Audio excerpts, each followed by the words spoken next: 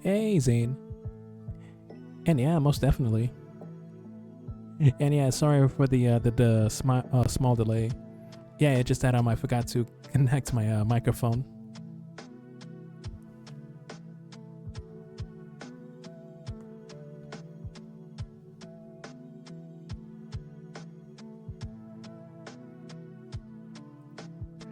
All right, let me just pull up the latest sketches from last time.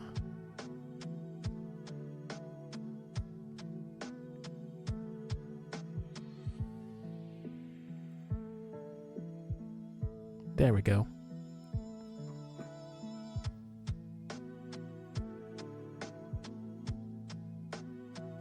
Oh, hey, Gadget.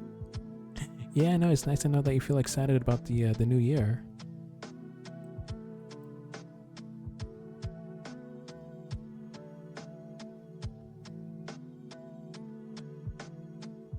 Oh, hey, that boy Darius.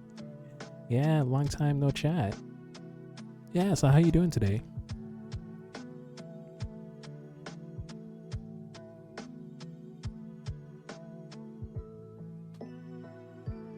Oh yeah, that's pretty cool to know, Zane. You know what? Actually, I've owned the copy of Skullgirls on my original Xbox 360, and same thing for the Xbox One.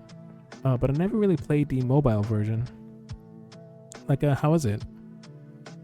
Like, do you have better control than the console version? Oh, hey, eccentricwhale.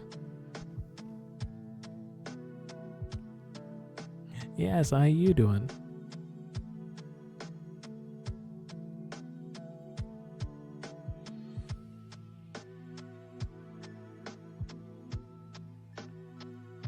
Oh yeah, and of course I'm going to be doing the first spin in about, I want to say in 4 minutes.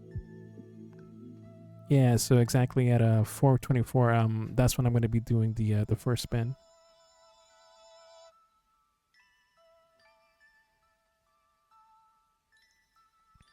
Oh, you've been busy, Darius.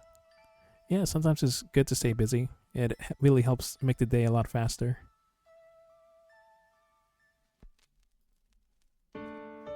Oh yeah, no, it's also nice to know you're doing good, Eccentric. Mira, I know that you wouldn't ask this of me if there was any other way. Your death will not be Nice, nice. I swear it.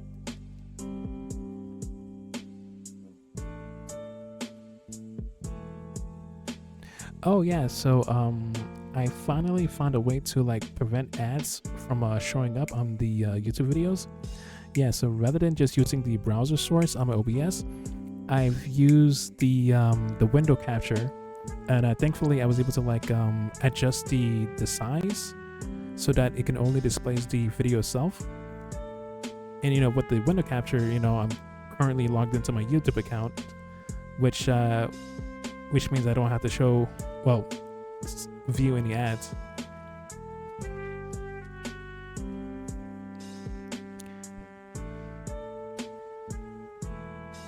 Oh, hey, get 'em. Yeah, no, I'm doing good, man. Yeah, how about you? Yeah, so you're excited for the new year?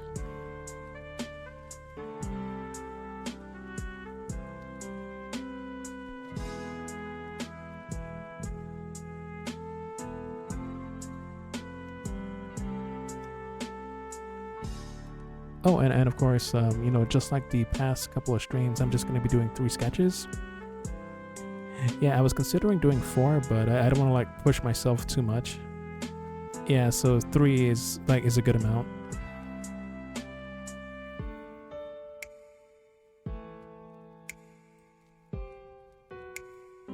Watch over and protect me, big brother. All right, that's cool. That's really good to know, get 'em. Yeah, honestly, I feel the same way too.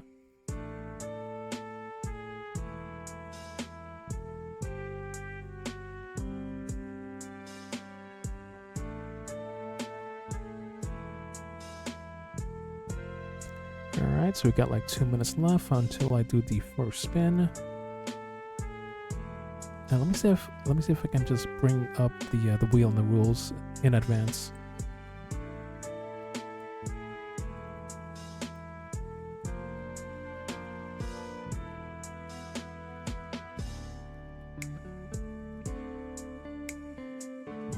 All right, that's good to know, Darius.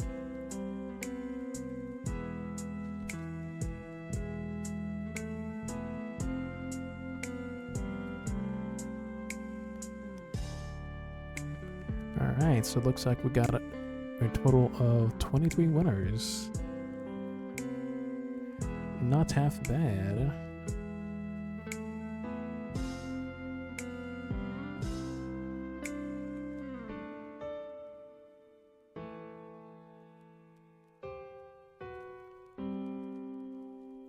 Oh, hey, Mew. I'm off to kill the most Yeah, welcome to the powerful party.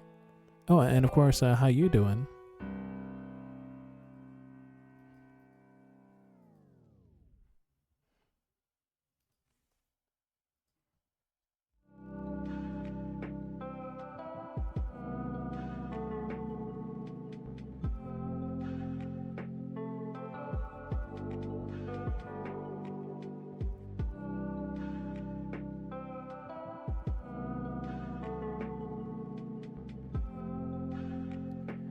Oh yeah, that sounds very lovely, Mew. Yeah, I hope all the preparations goes well on your end.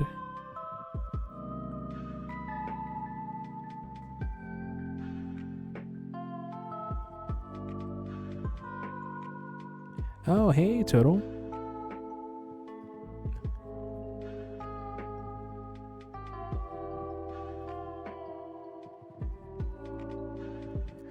Okay, so right now it's 4:24 p.m. So as always, if anyone is interested in getting a free sketch from me, feel free to drop your names in the chat, and I'll be more than happy to add your names to the wheel. And just in case if there's a current ad break that's going on Twitch, to be exact, I'll mention names in the chat so that other people are also aware.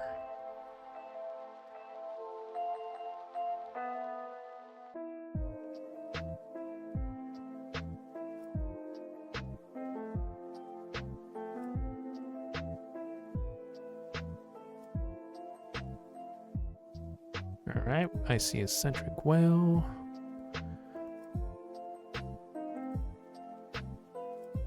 Let me see, did that boy Darius get a win? Let's see, what about Gadget? Okay, yeah, so the two of them didn't get any wins.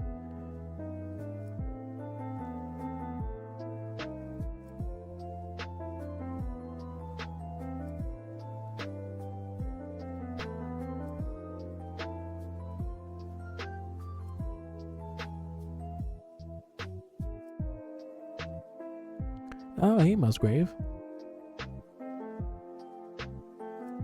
Oh yes, no. If you're referring to the art raffle reset, yeah. So that won't happen until January 15th. Yeah, actually, I have it listed down on my live stream.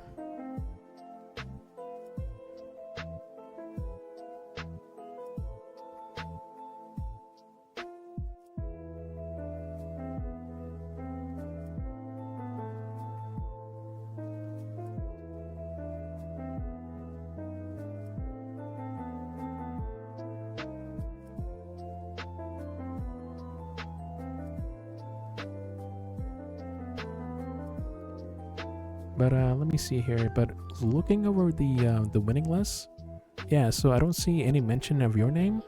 But yeah, you can still participate if you want.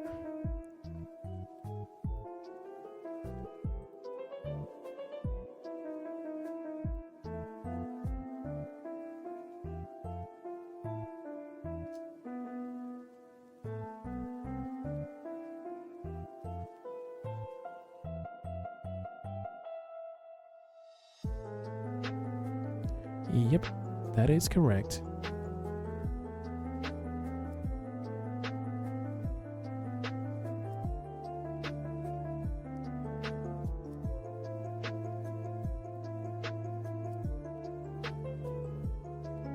Oh, yeah, and I was saying that Musgrave can also enter because, I don't see any mention.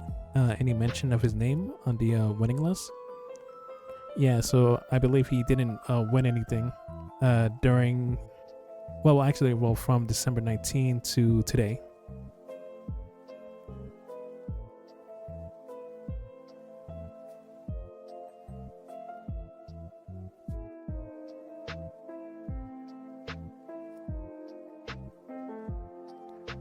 All right, that makes 4.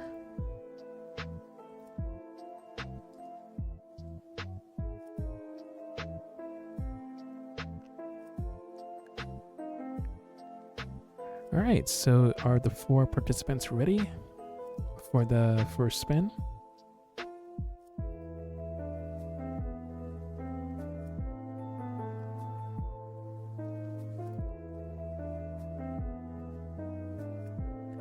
All right, let's do this.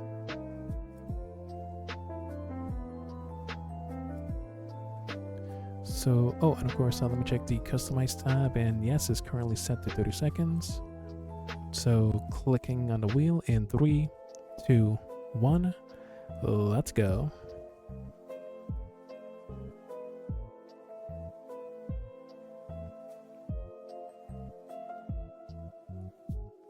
And it looks like the first winner is going to be, it's still rolling, it's still rolling.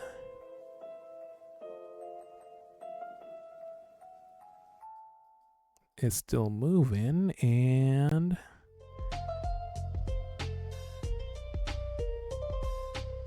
all right, look at you. Yeah, so the eccentricwhale 1 is the first winner. Yeah, congrats.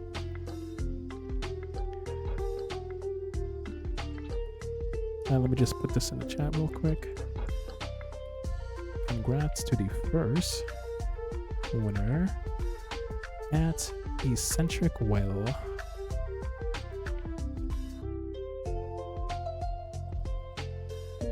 And sent.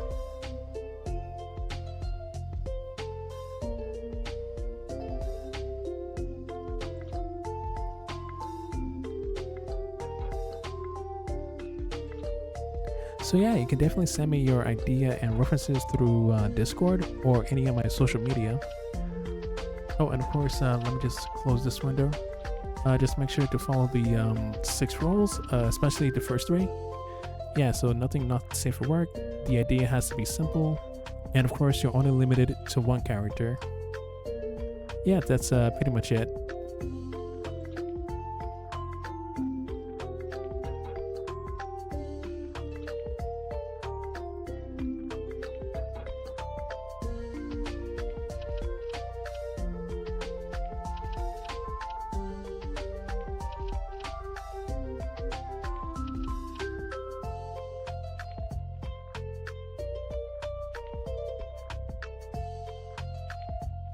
Oh, and also if you have any questions or concerns, do let me know.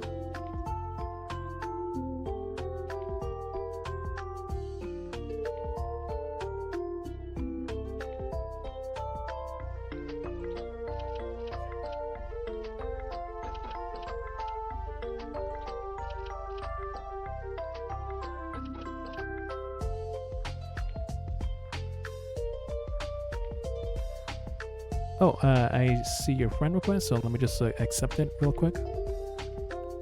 And done. Yeah, let me give you a little wave as well.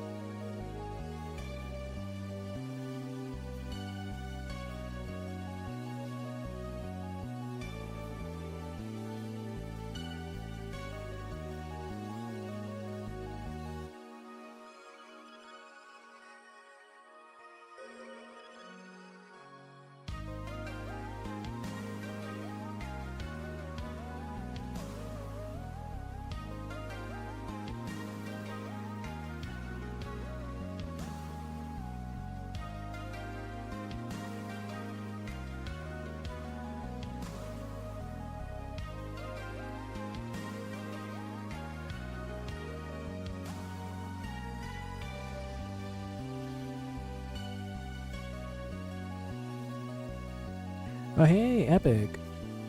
Hey, thank you so much for coming back. Yeah, so how's your day so far?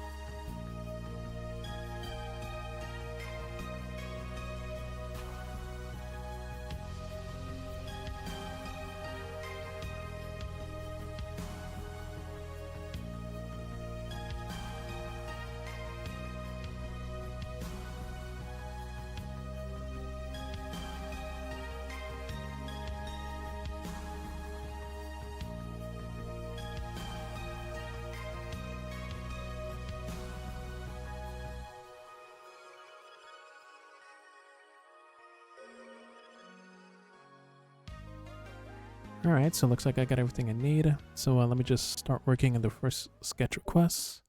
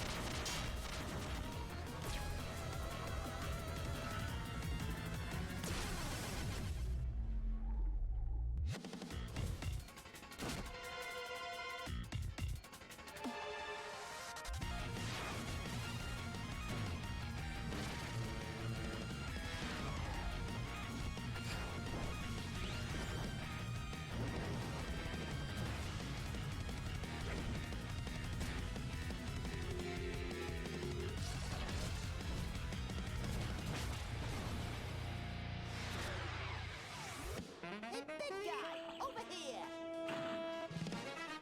Yeah, you think it hurts. I'm gonna level with you. I'm surprised it doesn't. Whoa!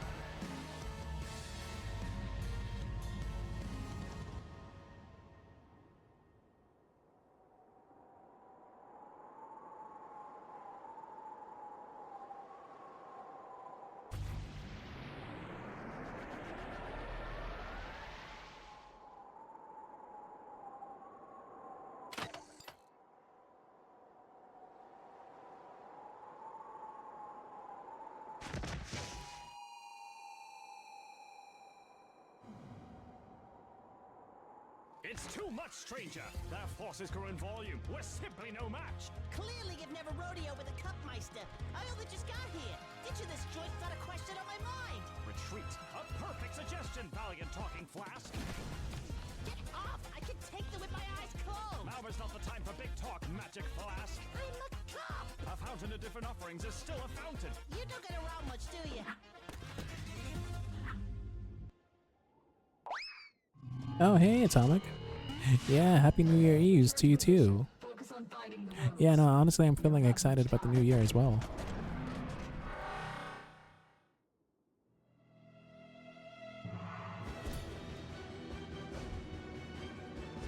And yeah, thank you.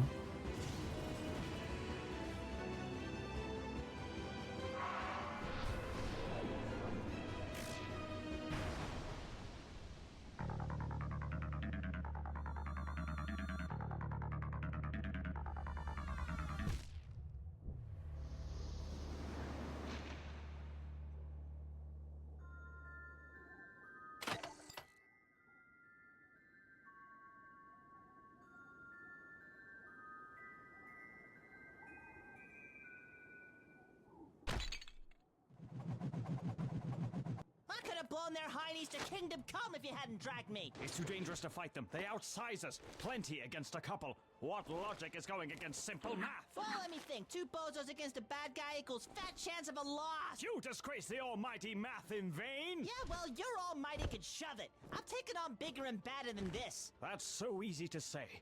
Until you know what foes you're up against. Something you clearly don't know yet. Well, hold on. How do I know you're not just some phony baloney, huh? I just saved you. Yeah, to have the fun in killing me all to yourself. You think of me so lowly.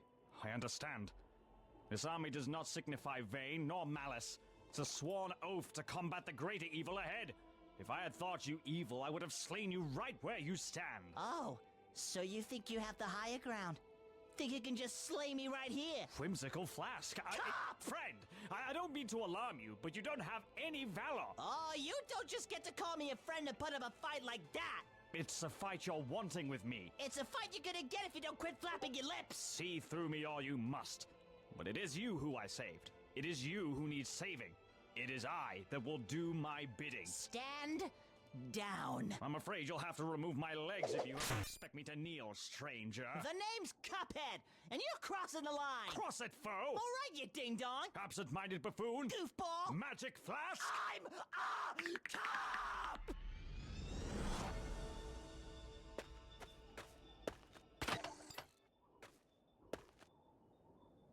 I have so many questions. Oh, hello! You startled me a bit there. Do you happen to know a way out of here by any chance? Whoa, easy now! Please put that knife away! I don't know who you are or what you want, so can you please just lower the knife so we can talk this out? You know what? Screw you!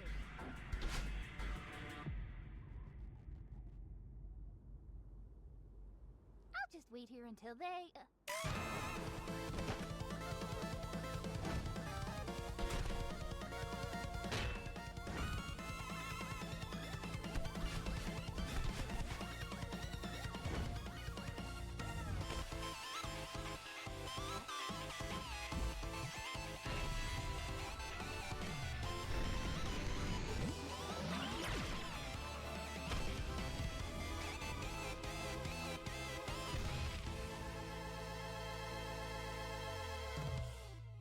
That was quite excessive, don't you think?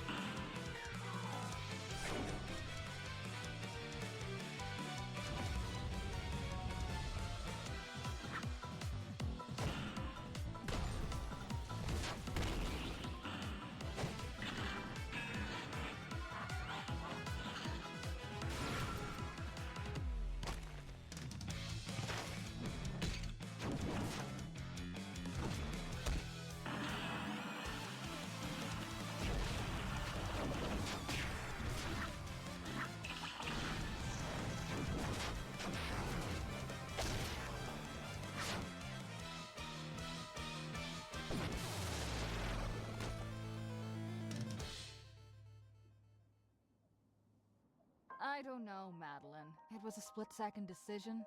Now we'll never know if they survived. But to be fair, they were chasing me with a knife. I don't think they had good intentions. Let's not worry about it now and keep moving. We don't want to stay here any longer than we have to. Do you hear that? What is it?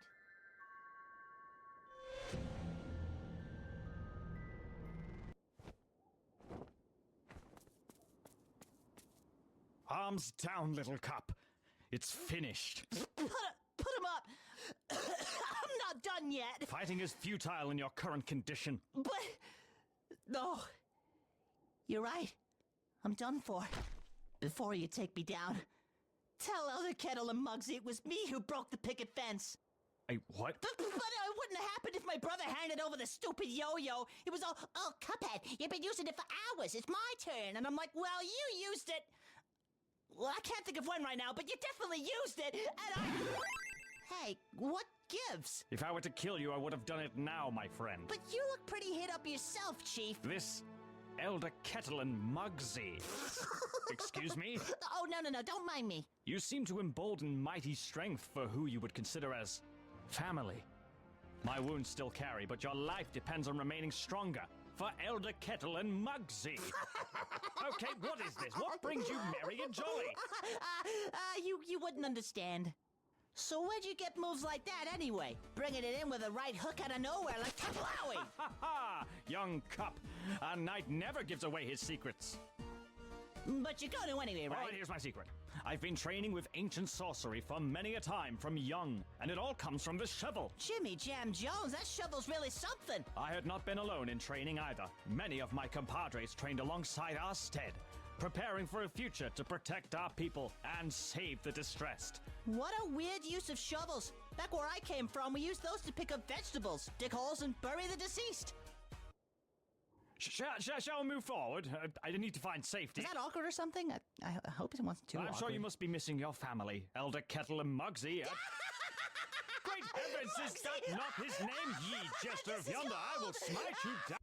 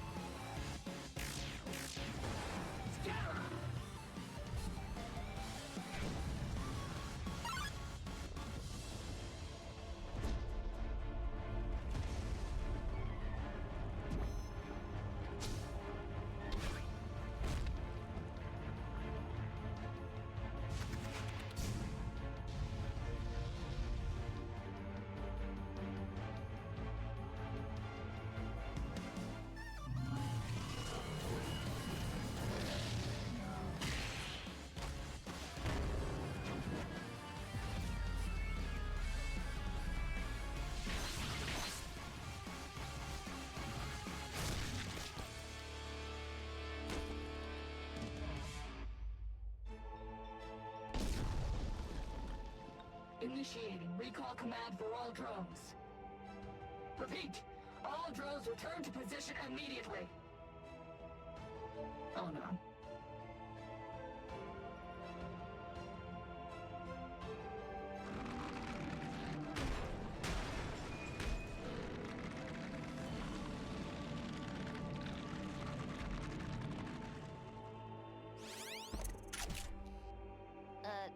Excuse me? We're not hostile. We're just looking for a way out of this place. Think you can help us out? My powers are very limited in this current state. If you wish to get out of here, you need... Watch out!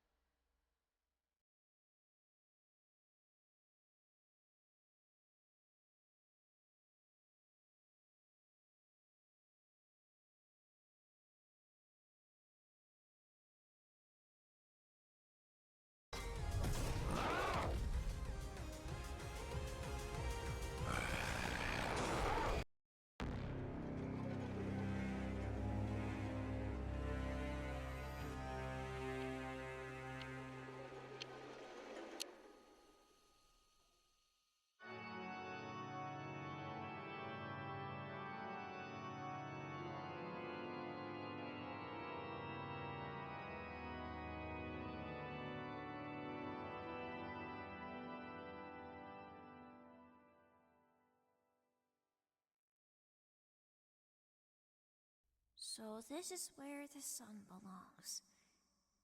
If I put it in here, we'll be able to save the world, right? But if I want to go home, I'll have to break it. What should I do? What's the right thing to do?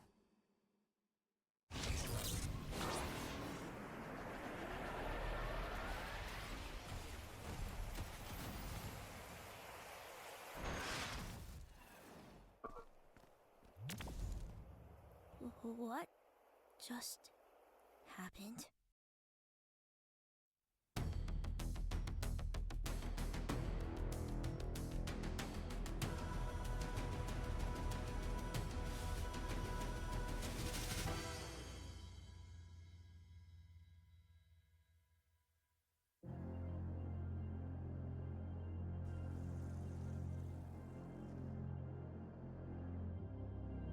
Step aside, young lady. That evil machine is dangerous.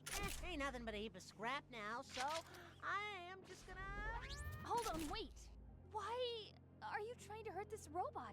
We've crossed paths with similar machines whose intent was malicious. Well, you certainly got the wrong one. It didn't attack us when we met. It only acts in self-defense. And now it's barely moving. So I don't even think it can pose much of a threat at this point, even if it wanted to. So it does want to. No, that's not what I meant. But how can we be certain? In our quest to return home, we can't risk a potential adversary lurking in our midst. Shovel's got a point, Dollface. So beat it. Look, please just trust me, okay? I assume you're both not from around here either. But this robot seems to know something. And it could be our only way back home. Oh yeah, so Senpai, how you doing, man? Cannot take that. And of course, thank you so much for coming to my live stream.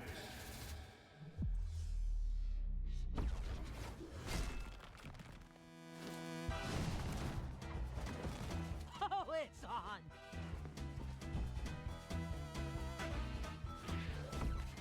Do not hurt the young lady. Divert your focus to the machine. It may be controlling her.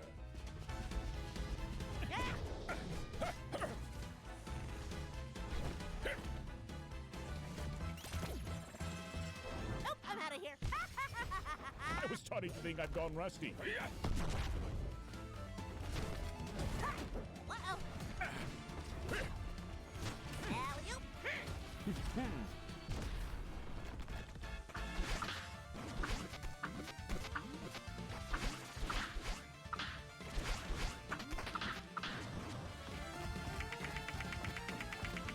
Little help here?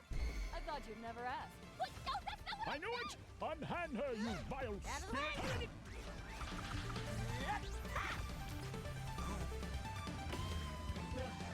What's going on? Head to the top of that mountain. Okay.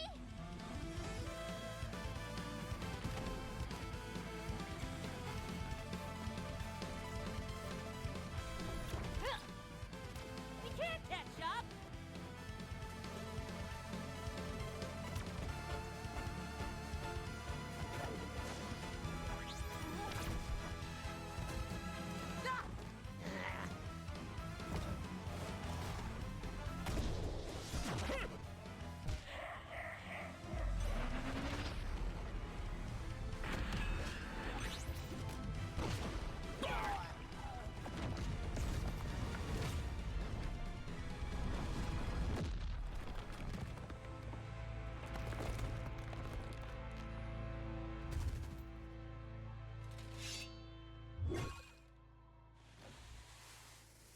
Just dump me and carry on with the fisticuffs. You didn't fuss the first time I kissed the floor. By the honor of the code, I won't abandon a friend.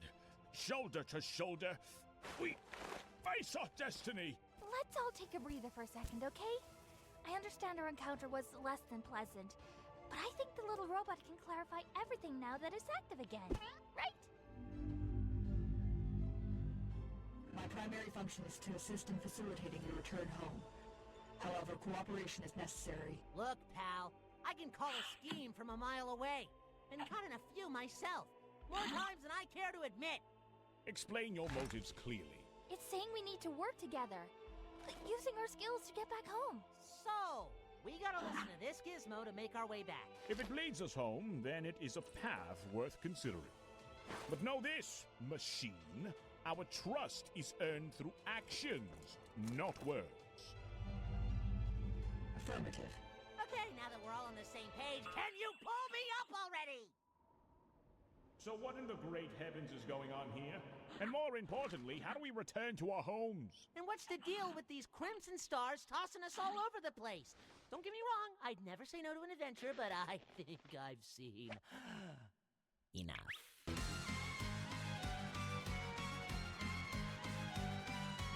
Get out of my house! Hello.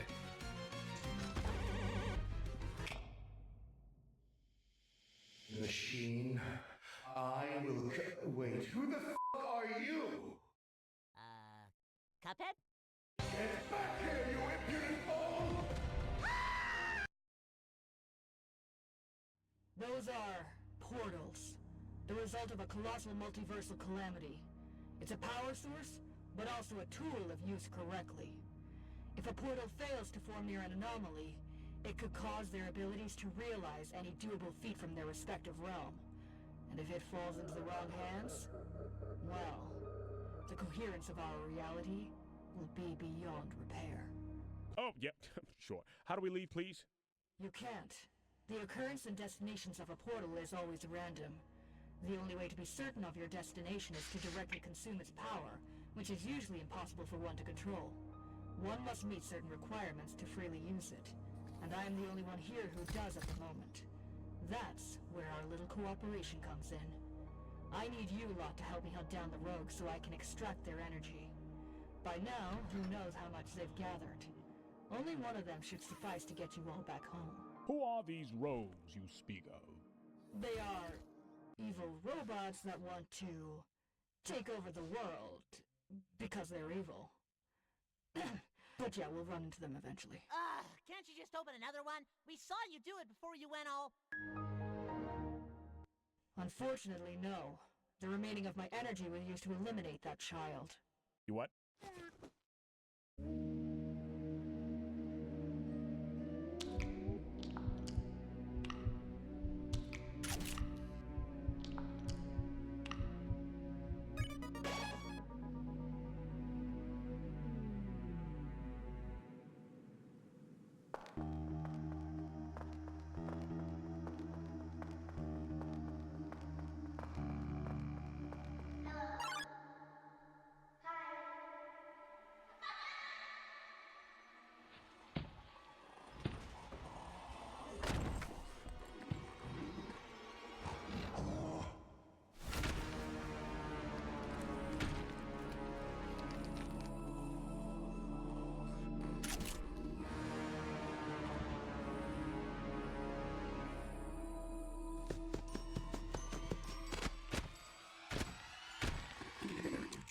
For a little game?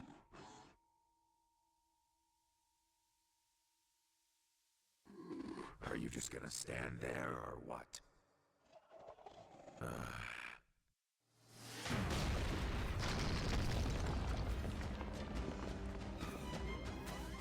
What the hell was that?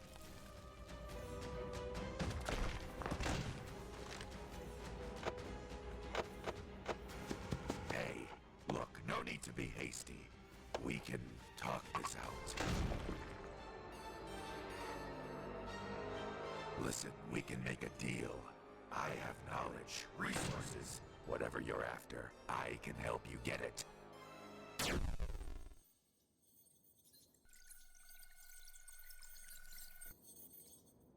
The mentioned knight serves as a chosen vessel fated to imprison the Radiants, thereby safeguarding their kingdom from the insidious threat of infection. I'm sorry, say what now? You mean that thing? What a noble quest. It seems our destinies are intertwined in ways we hadn't fathomed.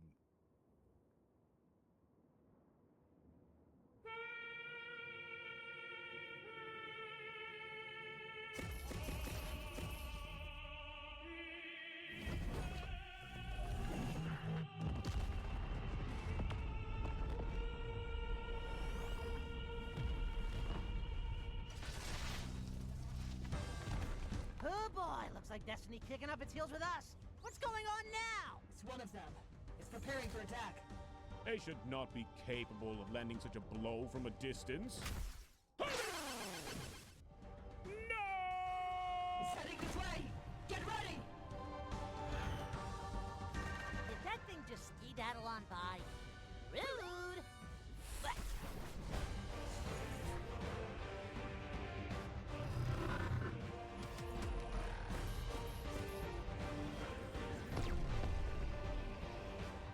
Damn it! Frustration aside, let's turn this to our advantage. This realm is about to be smelted. Millions of portals will start appearing. And if we're lucky, we'll be able to catch one before we fall to our demise. We only have one shot at this. We cannot depart without Cuphead. He's dead. Get over it. That is not an option. Then what do you suppose we do? Fly up and slap him into consciousness?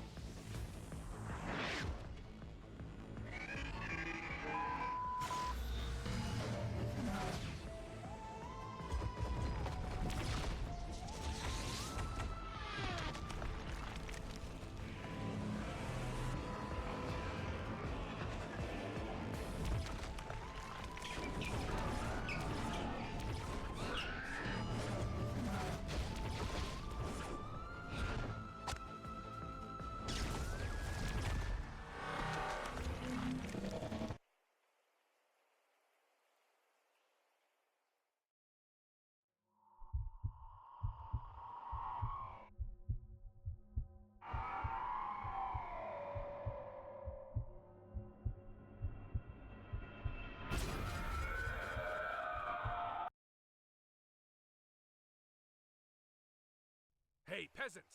Peasant, look at me! Hey, hello! Hey, look at me! Wake up! Look, I am not above letting you die if that happens again. Got it? Also, how does this thing turn on? Does it have... Ah!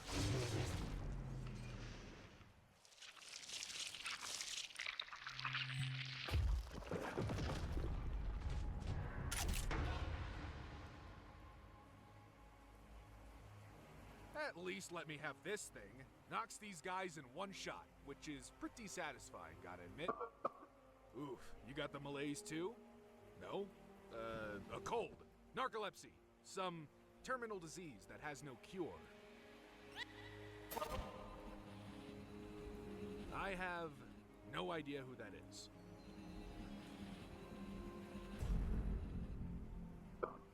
Ah, explains why you black out every 2 minutes.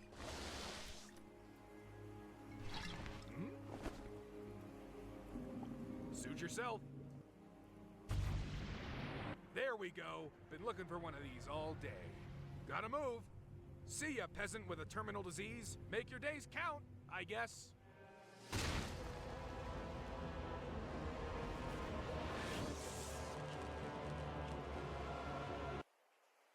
Really?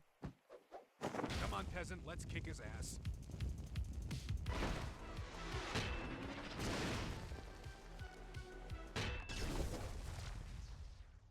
that's useless now.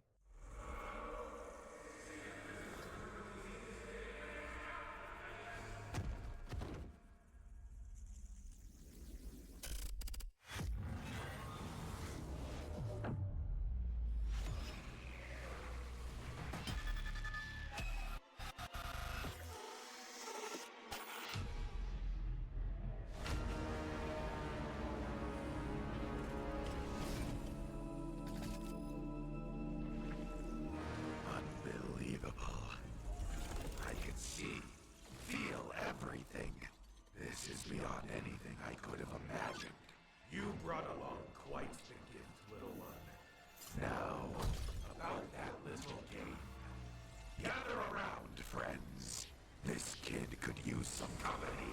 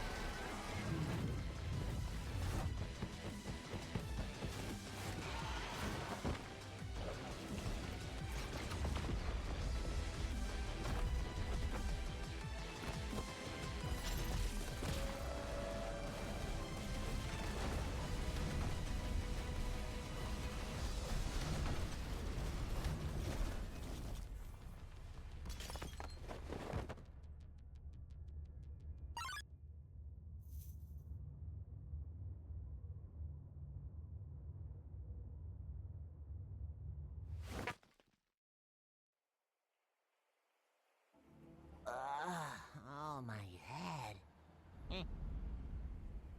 Well, this place is certainly less depressing. Where are we?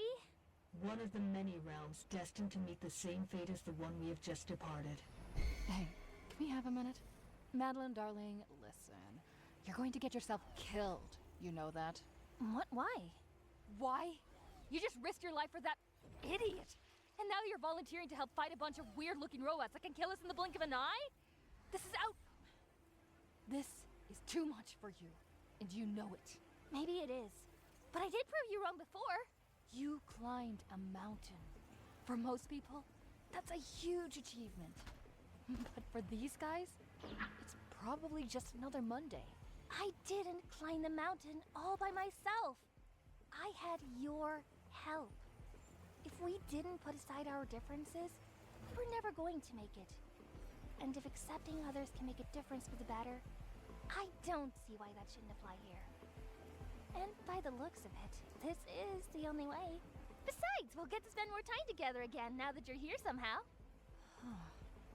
Yeah, wonder what's up with that. Keep this! Could be your new go-to instead of the shovel, although you might need a new name. Bat Knight! No, wait! Batman! Sorry, young cup, but nothing in this land could ever replace it. Suit yourself. I reckon I can send those mechanical freaks to the moon with this thing. Also, is that a duck? Pretty sure that's a seagull? It must be a noble swan. Surely a sign of good fortune on our quest. You're some... My legs aren't working. Let us halt our journey here. We could use some rest.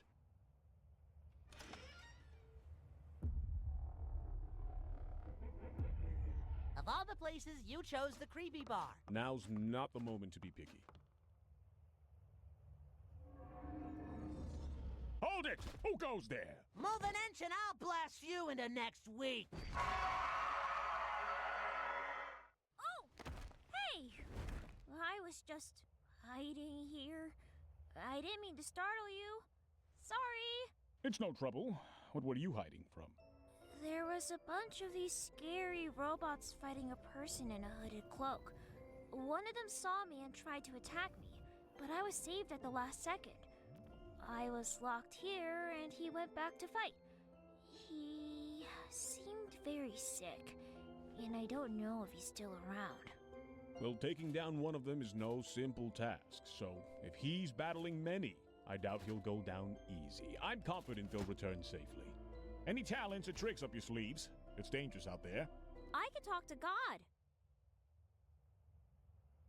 They tend to take a while. Surely the big man upstairs is too busy with some other important tomfoolery. Also, what's with the giant light bulb? Won't that thing blind you if you keep holding it right next to your face like that? I believe a cat's eyes would react differently when exposed to such bright light. I am not a cat. I am Nico, a person. This is supposed to be the sun that will save the decaying world. Or at least it was. I was just about to do it, but suddenly found myself here. What happens if it breaks? That would mean the end of the world I was trying to save. But... But what? Nothing. Fair enough.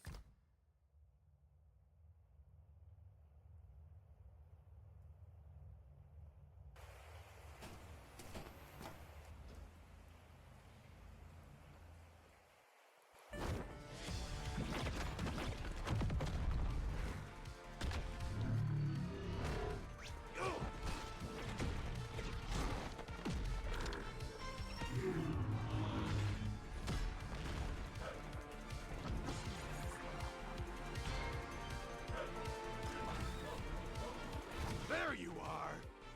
Huh?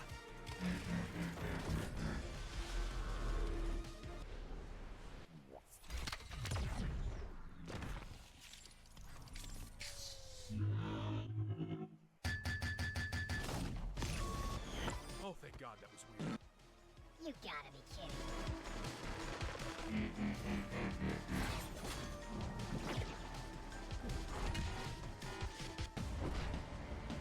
Come here, you little...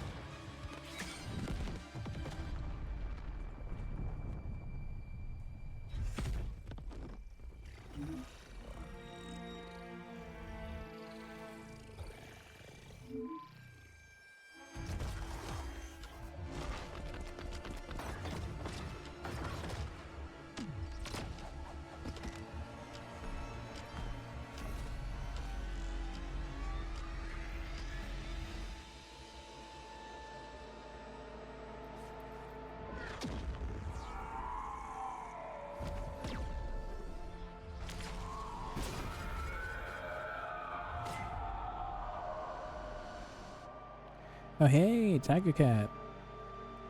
Yeah, no, I'm very confident, you know, my new year is going to be, like, very great. And yeah, and thank you so much for the vacation.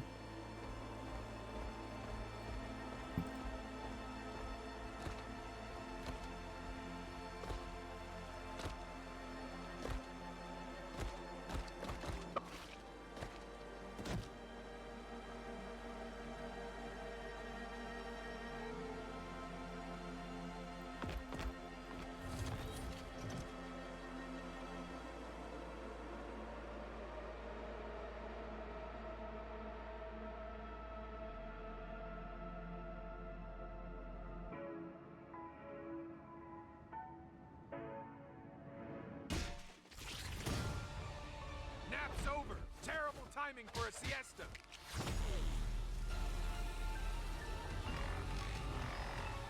Oh, great.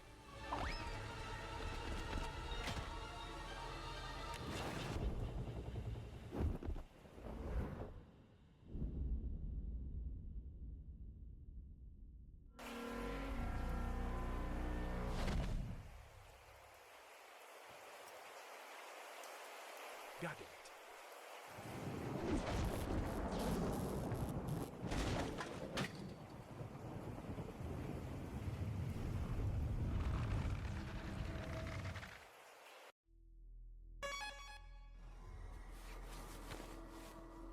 Gregory, is that you?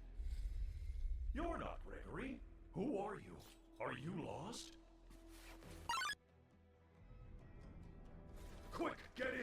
I'll get us out of here.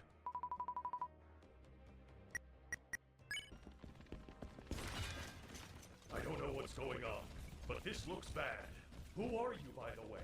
I thought you were someone else. Oh, right. I'll keep going. I see an elevator ahead.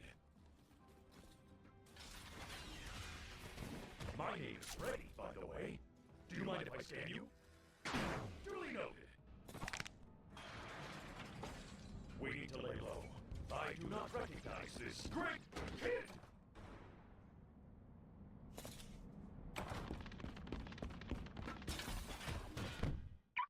Don't worry. I will protect you.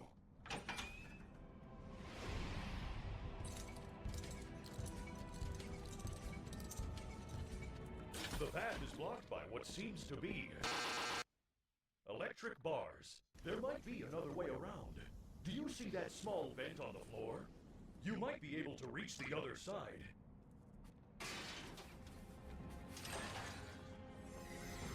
Way to go, superstar! What? Are you all right? Please wait here. I'll only be a minute. There's a recharge station.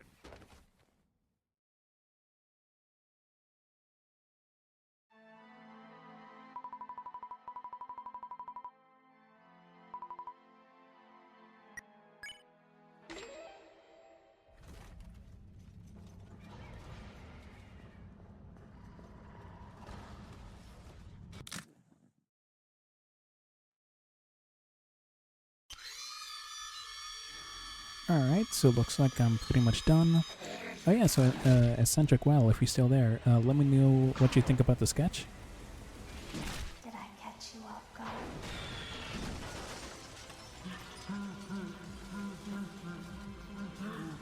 And yeah, thank you, Speed.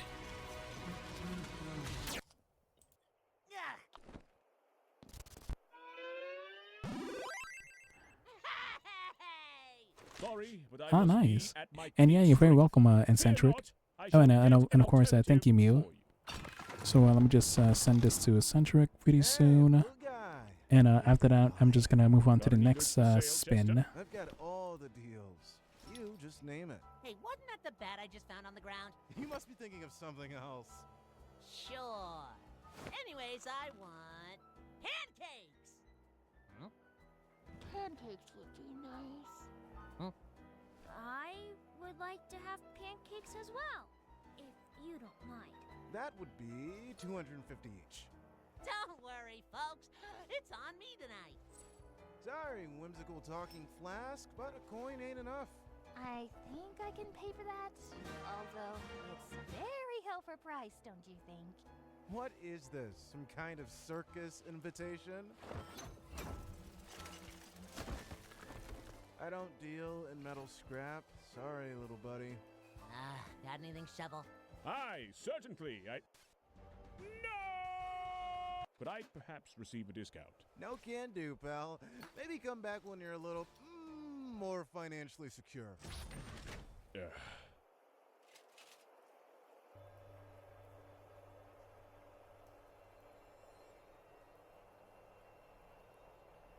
Always a pleasure doing business.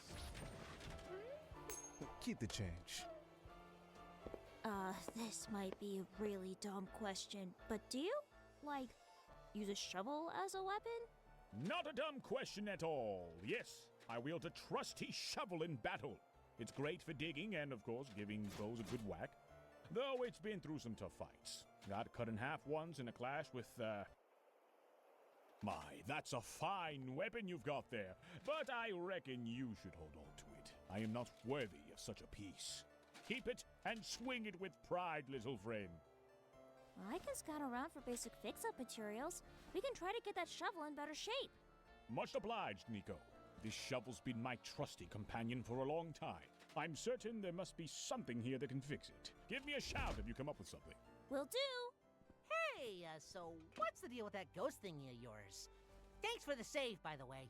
Oh, she's, a part of me? My pragmatic side, I guess. We've been through a lot together. I get it. I've got Mugman. We've stirred up trouble in more dicey joints than I can count. Must be nice to still be kids. If being a kid doesn't get you a get-out-of-jail-free card, I don't see what's the benefit here. Unless you're a ghost, then you can pretty much get away with anything. Heck, even charming people into giving you stuff, just like my other friend, Chalice. She's like you, except the creepy face. Hey, you never told us what your name was. Doesn't matter. Well, wouldn't it be better than calling you a robot? I am not a robot. But yeah, good point. Call me Charlotte. Say, Machine, how do we repel these rogues? They have proven themselves to be a serious threat. The simplest method to defeat them is to stall until they overheat. Although their drone shell prevents that portal energy from taking over, failure to cool down in time allows that energy to seep in. While this works in our favor, it does make their attacks far more unpredictable and on a much larger scale. But given sufficient time, it should reveal visible glowing fractures. Here's a demonstration. You, strike here. That would be your cue to go all out before it heals. That's all you need to know. Now leave me alone.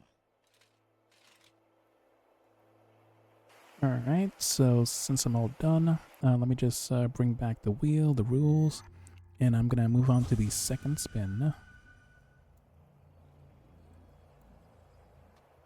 Steady yourself, Shovel Knight. You must remain the symbol of hope to these young people. These struggles are yours alone to endure, for their minds must remain unburdened by your sorrow. Still moping over your shovel? Yes, indeed. Yes, that is precisely what troubles me at this moment. For it is a very cherished weapon, you see. Uh-huh. Well, Nico over there seems to be onto something. Hey! What about a game of darts? You in? Let's call it a rematch. Your challenge is accepted. Alright, so let me just check and confirm that the other 3 people are still here. Alright, so Gadget Boy's here. Let's see, Dat Boy Darius is not present, unfortunately. But let me just mention his name one more time. So yeah, Darius, if he's still here, do let me know.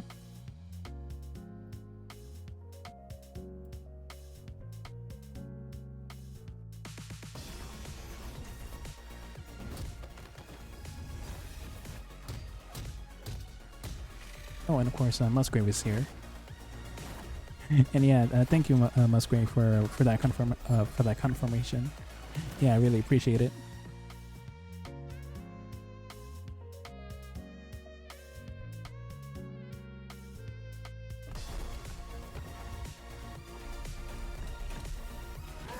I'm putting you in time.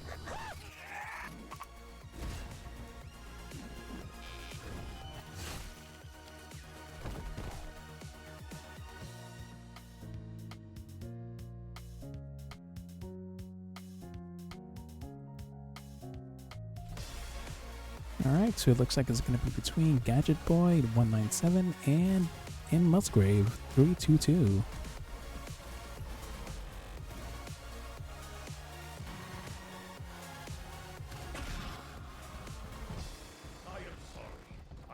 Oh yeah, so are the 2 of you ready?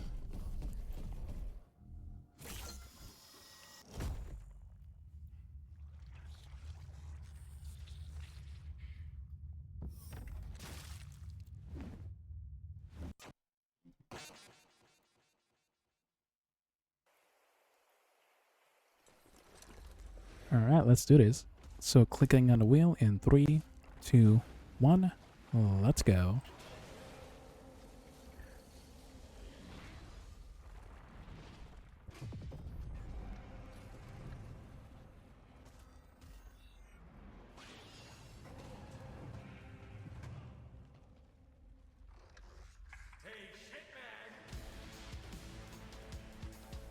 You should look up more often.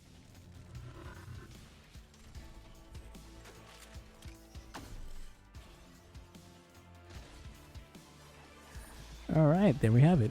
So Gadget Boy 197 is the second winner. Yeah, congrats, man. As always, you can send me your idea and your references through Discord.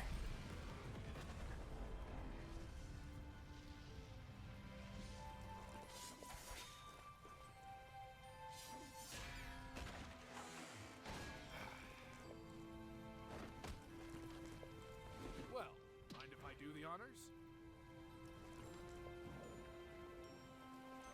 And sent.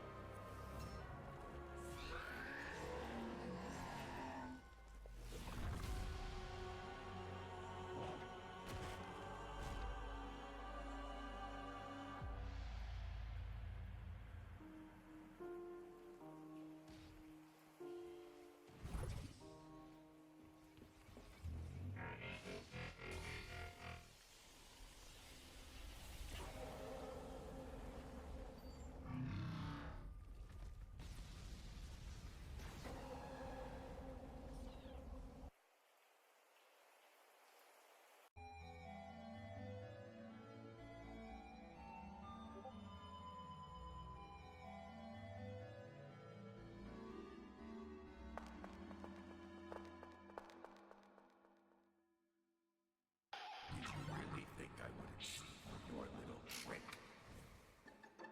I too have been curious, driven by the desire to explore the boundaries of life and death. My actions, your actions, they're born of the same curiosity, the same desire for control. You know what you're capable of, how easy it is to erase mistakes. Start over and over until you get what you want. Don't let us. Oh yeah, also on a different note, like I'm really excited to see the third episode of Indie Cross. Yeah, because I remember a couple of months ago that I saw the second episode for the first time. It was like my first introduction to the series. Yeah, so I don't know when exactly the third episode is going to come out, but hopefully it's going to come out next year. Like 2026 was what I meant.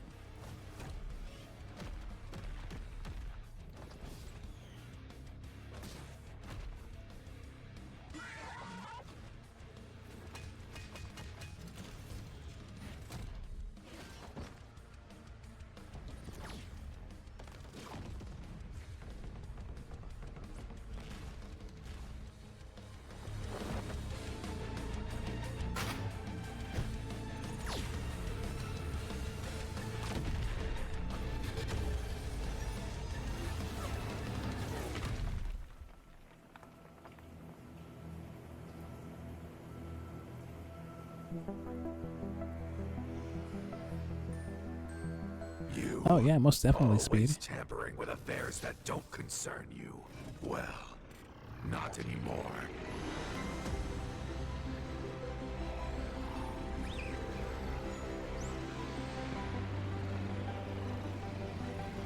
Pitiful.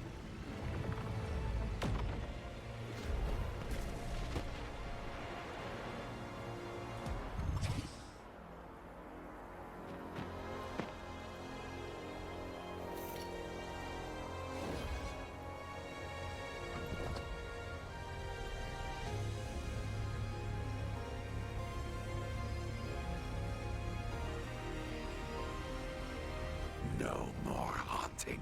This is where your story ends. All of you.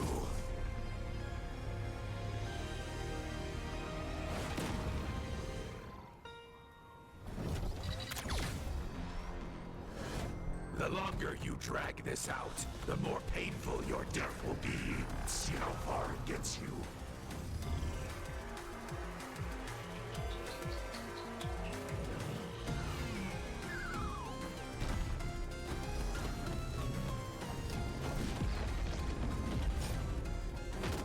Oh yeah, this is like my favorite moment from this episode.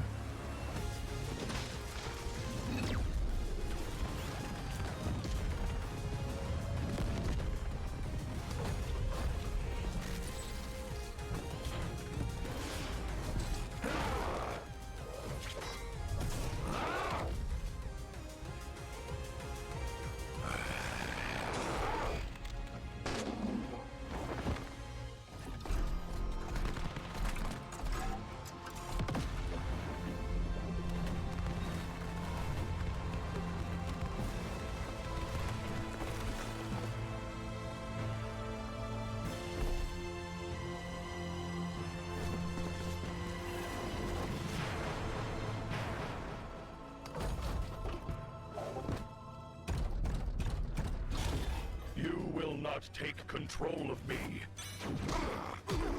I am me. No. No! No. This is not how it ends. I always... always...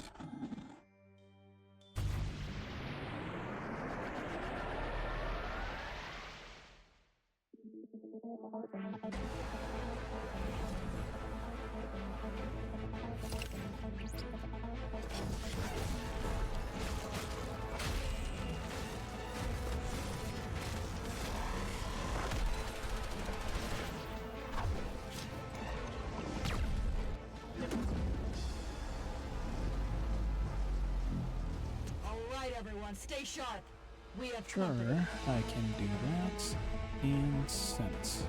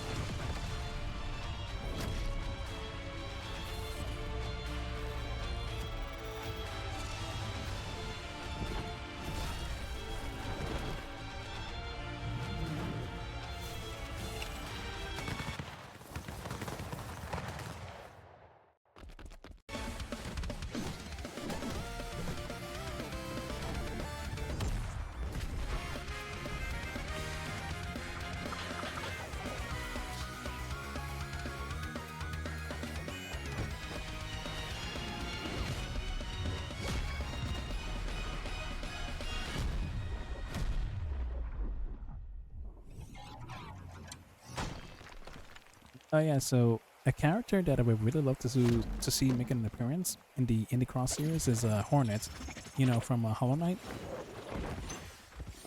Yeah, that would be like really cool to see.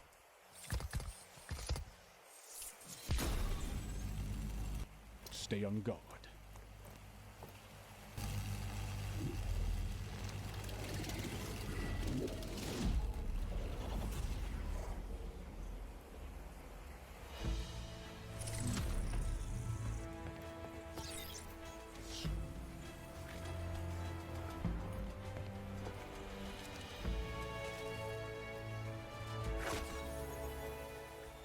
Whatever burden you endure, let the past be. Press on, for every moment is precious.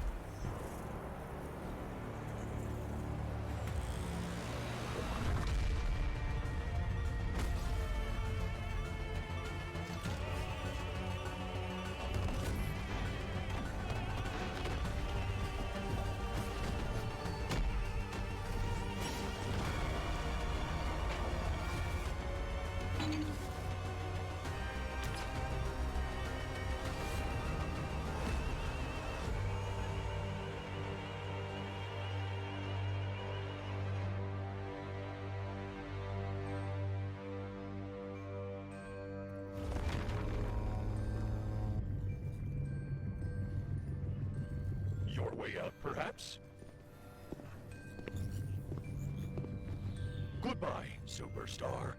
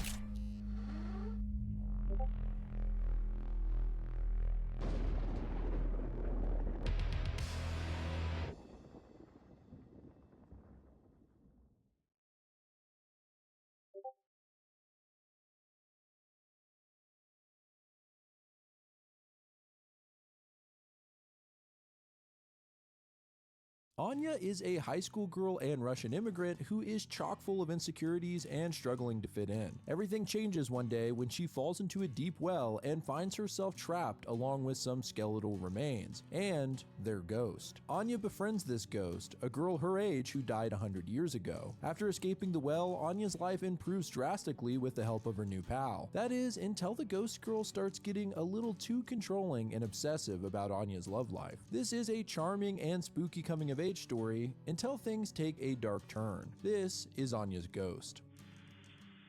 Hello friends, this is Grief speaking, and this week we're going to be going through Anya's Ghost. This comic is not really a horror comic, and it's not even that scary, but it is one of those comics that just seems unavoidable. Yeah, thank you for bringing that up, Zane. Comic book lovers alike, yeah, so let me just take a quick look at that. Of comments and even some emails requesting that I cover it. So while it's not as disturbing as some of the usual twisted stuff I cover, it does have a ghost, and that's close enough to horror for me. Honestly, this is just a great story. Sometimes it's hilarious, sometimes it's heart-wrenching, and it does have its fair share of spooky moments as well. So without further ado, let's get into it. This is Anya's Ghost Explained. Anya walks into the kitchen in the morning to find her mother making serniki, a traditional Russian pancake-like dish. Sounds pretty good to me, but Anya thinks they're too greasy and would prefer something low-fat. There's a funny exchange where her mother says there's nothing wrong with being a little fat. Back in Russia, being fat meant you were a rich man. And Anya says, yeah, I don't think American boys really go for girls that look like rich men. She heads off to school, and when she arrives at the bus stop, she sees a cute guy waving her direction. She waves back until she realizes that he wasn't waving at her, he was waving at his girlfriend, a tall blonde. Anya's obviously embarrassed, and her friend Shobin makes it worse by asking her why she's not walking with her boyfriend today. She's referring to a nerdy kid named Dima, who's also from Russia. Anya's clearly annoyed, and Shobin asks if she can bum a cigarette from her. They get into a little tiff when Anya refuses, and Shobin storms off. At the same time, Anya's crush and his girlfriend start making out, and the whole situation just pisses her off. Instead of taking the bus to school, she storms off into a nearby park, stewing on all the irritations of the day. Her mother's cooking, Shobin's pestering, and the kissing couple. She's clearly distracted and accidentally walks into a large hole in the ground. It's surprisingly deep, and next thing she knows, she hits the bottom with a thud. She's alright for the most part, other than a sprained wrist, but it seems that she's fallen into a deep well. She lights a match to get a look around and finds a skeleton just a few feet from her. After a moment of shock, she starts screaming at the top of her lungs, but no one's around to hear her. Stressed out, she stops for a minute to have a smoke. As she puffs away, she suddenly sees something through the haze. A translucent girl sitting on the nearby bones. Anya asks if she's been down here the whole time, and the ghost says, in a manner of speaking, she has been down here the whole time, and quite a bit of other time as well. Well, that's a funny way to put it. Anya realizes she's speaking to a ghost and goes into a full panic, assuming there's some kind of gas down here causing her to hallucinate. The ghost says she doesn't think so. She was down here a long time before she died and didn't hallucinate anything. Anya just starts screaming again for help, to no avail. Finally, she asks the girl how long she's been down here. We learn that she fell down the well 90 years ago, but no one ever found her. She could hear them calling for her above, but couldn't reply because, as she puts it, she landed wrong. Looking at her skeleton, it's apparent that she broke her neck on the fall, and although she was conscious, she couldn't move or speak. Well, that's a disturbing way to go. Anya remembers she had food packed in her bag and hopes it'll be enough to last till she can escape. The girl asks her to stay a while. There hasn't been anyone but her for so long, and she would finally have someone to talk to. But Anya plans on getting the hell out of here as soon as someone walks through the area. She tries screaming out again, but nothing. After a while, she can see the night sky above, and it's gotten a little chilly. The ghost asks her about her clothes and whether everyone dresses that way now. Anya then gets an idea. Maybe the ghost could fly up out of the well and get someone's attention, but I guess her spirit can't go very far from her bones. Anya has another cigarette and seems to be losing hope. The next day, a punk comes waltzing through the area and throws a soda can down the well. The ghost notices this and wakes Anya up, telling her to yell. She cries out just in time to get the guy's attention before he gets too far away. He looks into the hole and Anya tells him to please go get some help and that she's hurt. The guy can't see her clearly and asks if she's a hot chick because she sounds kinda hot. Anya looks beyond annoyed and replies that she's incredibly hot, he can't even imagine. This puts some pep in his step and he runs off to get some help. Anya starts gathering her stuff, excited to finally get out of here. She looks over to see that the ghost looks pretty sad. Anya's like, look, I'm not gonna solve your murder or whatever so you can rest in peace. That's not my scene, but I'll make sure someone buries your bones or something. Just then, the punk returns with a couple of friends and a rope. Anya ties it around her waist and the guys start pulling her out. As she ascends, she looks down at the sad ghost girl looking up at her. We skip ahead a couple of days and Anya is pleading with her mother to let her stay home from school one more day on account of her sprained wrist. But remember, this is a tough chick from the old country. She tells Anya she's going and reminds her that she's left-handed, so she'll be fine. Anya stomps up to her room, rudely ignoring her little brother along the way. She thumps her head into her pillow and before she knows it, it's morning. She arrives at school in a bad mood already, and it's made worse when she realizes her first class is economics, which she finds boring as all hell. As she falls asleep in class, Shobin peeks up through the window and convinces her to come have a smoke with her. She sneaks out the window and they go to the women's room. Shobin asks her how awesome it was being trapped in the well, and Anya explains why it wasn't awesome at all, mainly because of the skeleton sitting next to her. Of course, Shobin thinks that's even cooler and suggests that maybe the well was haunted. Anya looks uncomfortable and dismisses the idea, remembering the very real ghost she encountered. Shobin has to head back to class and Anya finishes her cigarette. She looks at herself in the mirror and hopes she doesn't end up looking like her mom when she's older. In the reflection,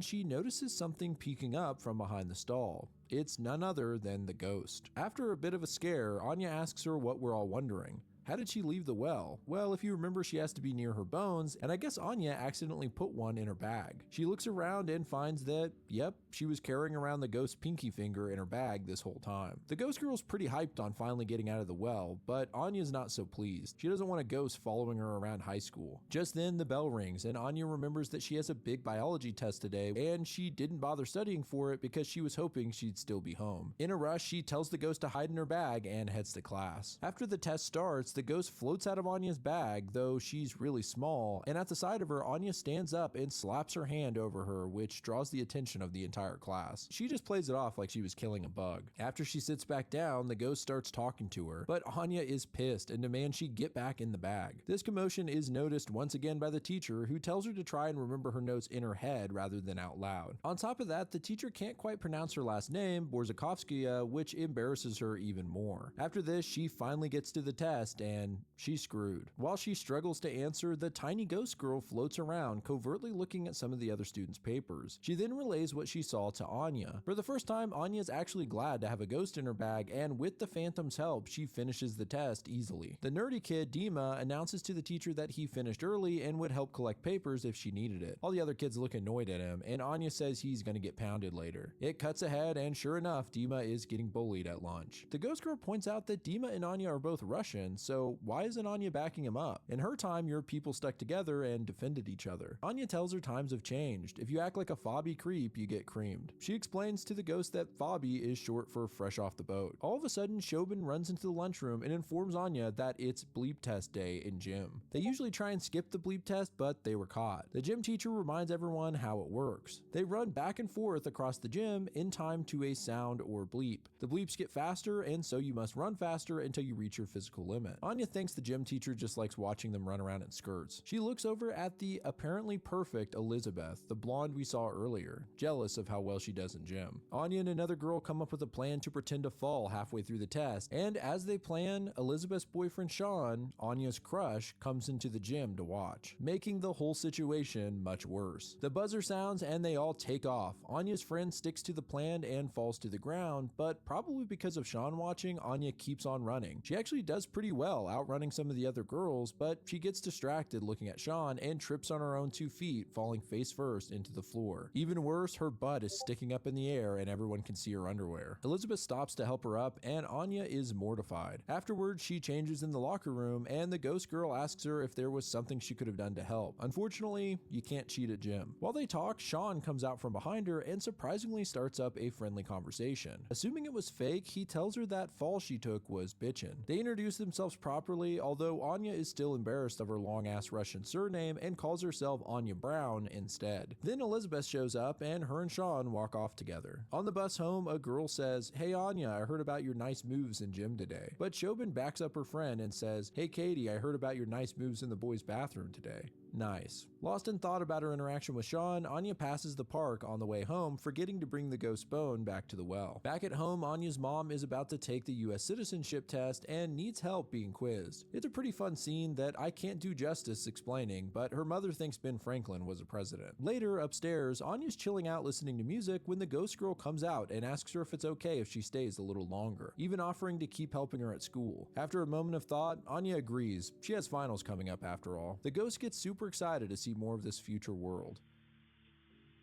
The next day of school, Anya describes with one sentence: ghosts are awesome. The ghost helps her cheat on another test, keeps watch while Anya has a smoke, and even gets into the school files to figure out Sean's schedule for stalking purposes. Having a ghost pal isn't too shabby, it seems. Anya says how great it is having the ghost around when she's interrupted by Dima in the hall. He wonders if she'll be in church on Sunday since he hasn't seen her in 3 months, and she says maybe. After this interaction, she chats with the ghost again, only to be interrupted this time by Shobin, who wonders who she's talking to. She pretends she was just on the phone, and they walk home together after school. Anya's on the lookout for Sean, and Shobin catches her acting weird, so Anya tells her about the crush. Shobin ribs her for a bit, saying he's the type of guy you're supposed to have a crush on in a bad teen movie. Back at home, Anya finds that her necklace was buried in the yard by her brother. She storms in the house cussing about it, and her mother says don't swear in front of Jesus. Behind her on the wall, we can see one of the classic Orthodox icons, although cartoonified. Up in her room, Anya's pissed off, ranting about her annoying annoying brother, and the ghost says back in her day, children who misbehaved got beaten by canes. Anya thanks her for all the help today, and the ghost asks her more about Sean, wondering if she loves him. She says not really, but he is cute. The ghost then says that she was in love once. She explains that she was going to get married, but he had to go to war and was killed in a German raid. Anya feels bad for being kind of a jerk to the ghost and realizes she doesn't even know her name. So we finally learn that her name is Emily Riley, which is nice because I don't have to keep calling her Ghost Girl. Anya asks her how she ended up in the well in the first place, and Emily tells her she was murdered. Her parents and her lived in a farmhouse not too far from the woods. They were generous, religious people who would offer a bed in the barn to anyone passing through the area. A man came in the spring who seemed like a good Christian, but one night Emily woke up and came downstairs to find that he had murdered her parents. She screamed and ran through the woods as the killer pursued her, but right before he caught her, she fell down the well, and she doesn't think he was ever caught. Anya says that that might be the saddest thing she's ever heard, and offers to help solve her murder by finding out what happened to the guy. That way, she might be able to rest in peace. The next morning, Anya's brother wakes her up for church, but she ignores him. Next, her mother comes in and says everyone's worried about her. Obviously making up an excuse, she tells her mom that she just got her period, and whether she believes it or not, her mother leaves without her. Once they head out, Anya gets up excited and takes Emily on a walk. She asks Anya why she didn't want to go to church, and she says that she wouldn't mind it so much if it was a normal church, but Orthodox church is weird. Long, boring, and full of Russians, including Dima. She says that her mother wants her and Dima to be best friends. His mom convinced Anya's to send her to the same prep school so he'd have a friend. Kinda sad, actually. Well, Anya says it's not fair. She got bullied for years for talking funny, but she worked hard to lose her accent. School's hard enough without Dima hanging around her like a handicap. Emily tells her that as far as she's concerned, Anya seems to fit in pretty well overall. It is way more interesting than Elizabeth. Later, Emily looks through some modern teen magazines and is shocked at what the girls are wearing. Of course, Anya has to turn the pages for her since she can't physically touch things, and asks Emily what she's learned about the world so far. She says that there's a serious and ongoing crisis in the Middle East, and that her body type is a ruler. Yeah, she's definitely got a variety of source material. Then Anya shows her something she's been working on. She's made Emily's pinky bone into a necklace so she doesn't have to shove her into a bag. The next day at school, Shobin can't figure out how Anya knew exactly the right way to sneak off and have a smoke, avoiding the headmaster. This is because Emily can keep a lookout. They spot Elizabeth looking perfect as always, and Anya talks about how much she hates her, mostly because she happens to be dating Anya's dream boy. Shobin doesn't understand what she sees in Sean and says that her brother told her he was kind of a dirtbag. Anya gets defensive and snippy with her and says that she wants encouragement from friends instead of them making her feel like crap. Shobin points out she's just trying to make sure she doesn't get hurt, but they blow up at each other and Anya storms off. As she walks away in a huff, she bumps into Sean. They start an awkward conversation. Meanwhile, Emily sneaks into his backpack and finds a flyer for a party. She tells Anya to mention it and pretend she knows the guy throwing it. Next, Emily has Anya ask Sean for a ride. He agrees, saying him and Elizabeth will pick her up. After this, Anya tells Emily she's the best friend in the world. Later, after a daydream about Sean, Anya is freaking out about what to wear to the party. Emily picks an outfit for her, but it's a little skimpy for Anya's taste. Emily says, "You want Sean to notice you, don't you? So wear it." Man, she's getting really pushy. Sean and Elizabeth show up and she sneaks out to their car. They roll up to the party and Anya is quickly feeling a little out of place. Some random guy starts talking to her, and then like a creep, he tells her her boobs look good in her shirt. After a while of sitting around by herself, she tracks down Elizabeth, who seems like she's standing guard outside of a door. Anya asks her where Sean is, and she says that he's helping his friend Preston, who's had too much to drink. The only thing is, Preston was just downstairs. In fact, it's the same guy who made the lewd comment. Sean hears them talking and comes out from inside, telling Anya how much he likes her shirt. She asks him how Preston is, and he looks confused. After some audible giggles coming from the room, it's clear that there's a girl in there, and it's someone else's girlfriend. Sean finally cuts the act and admits that he does have a girl in the room, and then this sleazebag asks Anya to join them. This is on top of the fact that his girlfriend Elizabeth is listening to all of this. Anya rejects him, and he tells her, well, she knows where to find him, then goes back inside, asking Elizabeth for more of a heads up next time. After an awkward silence, Anya can't help but ask why she would go along with this, and Elizabeth says that they've been together for 3 years. She loves him. Sure, he gets bad at parties sometimes, but at the end of the day, she's his girlfriend. Geez, not only was Shobin right about Sean, but apparently the perfect Elizabeth is all kinds of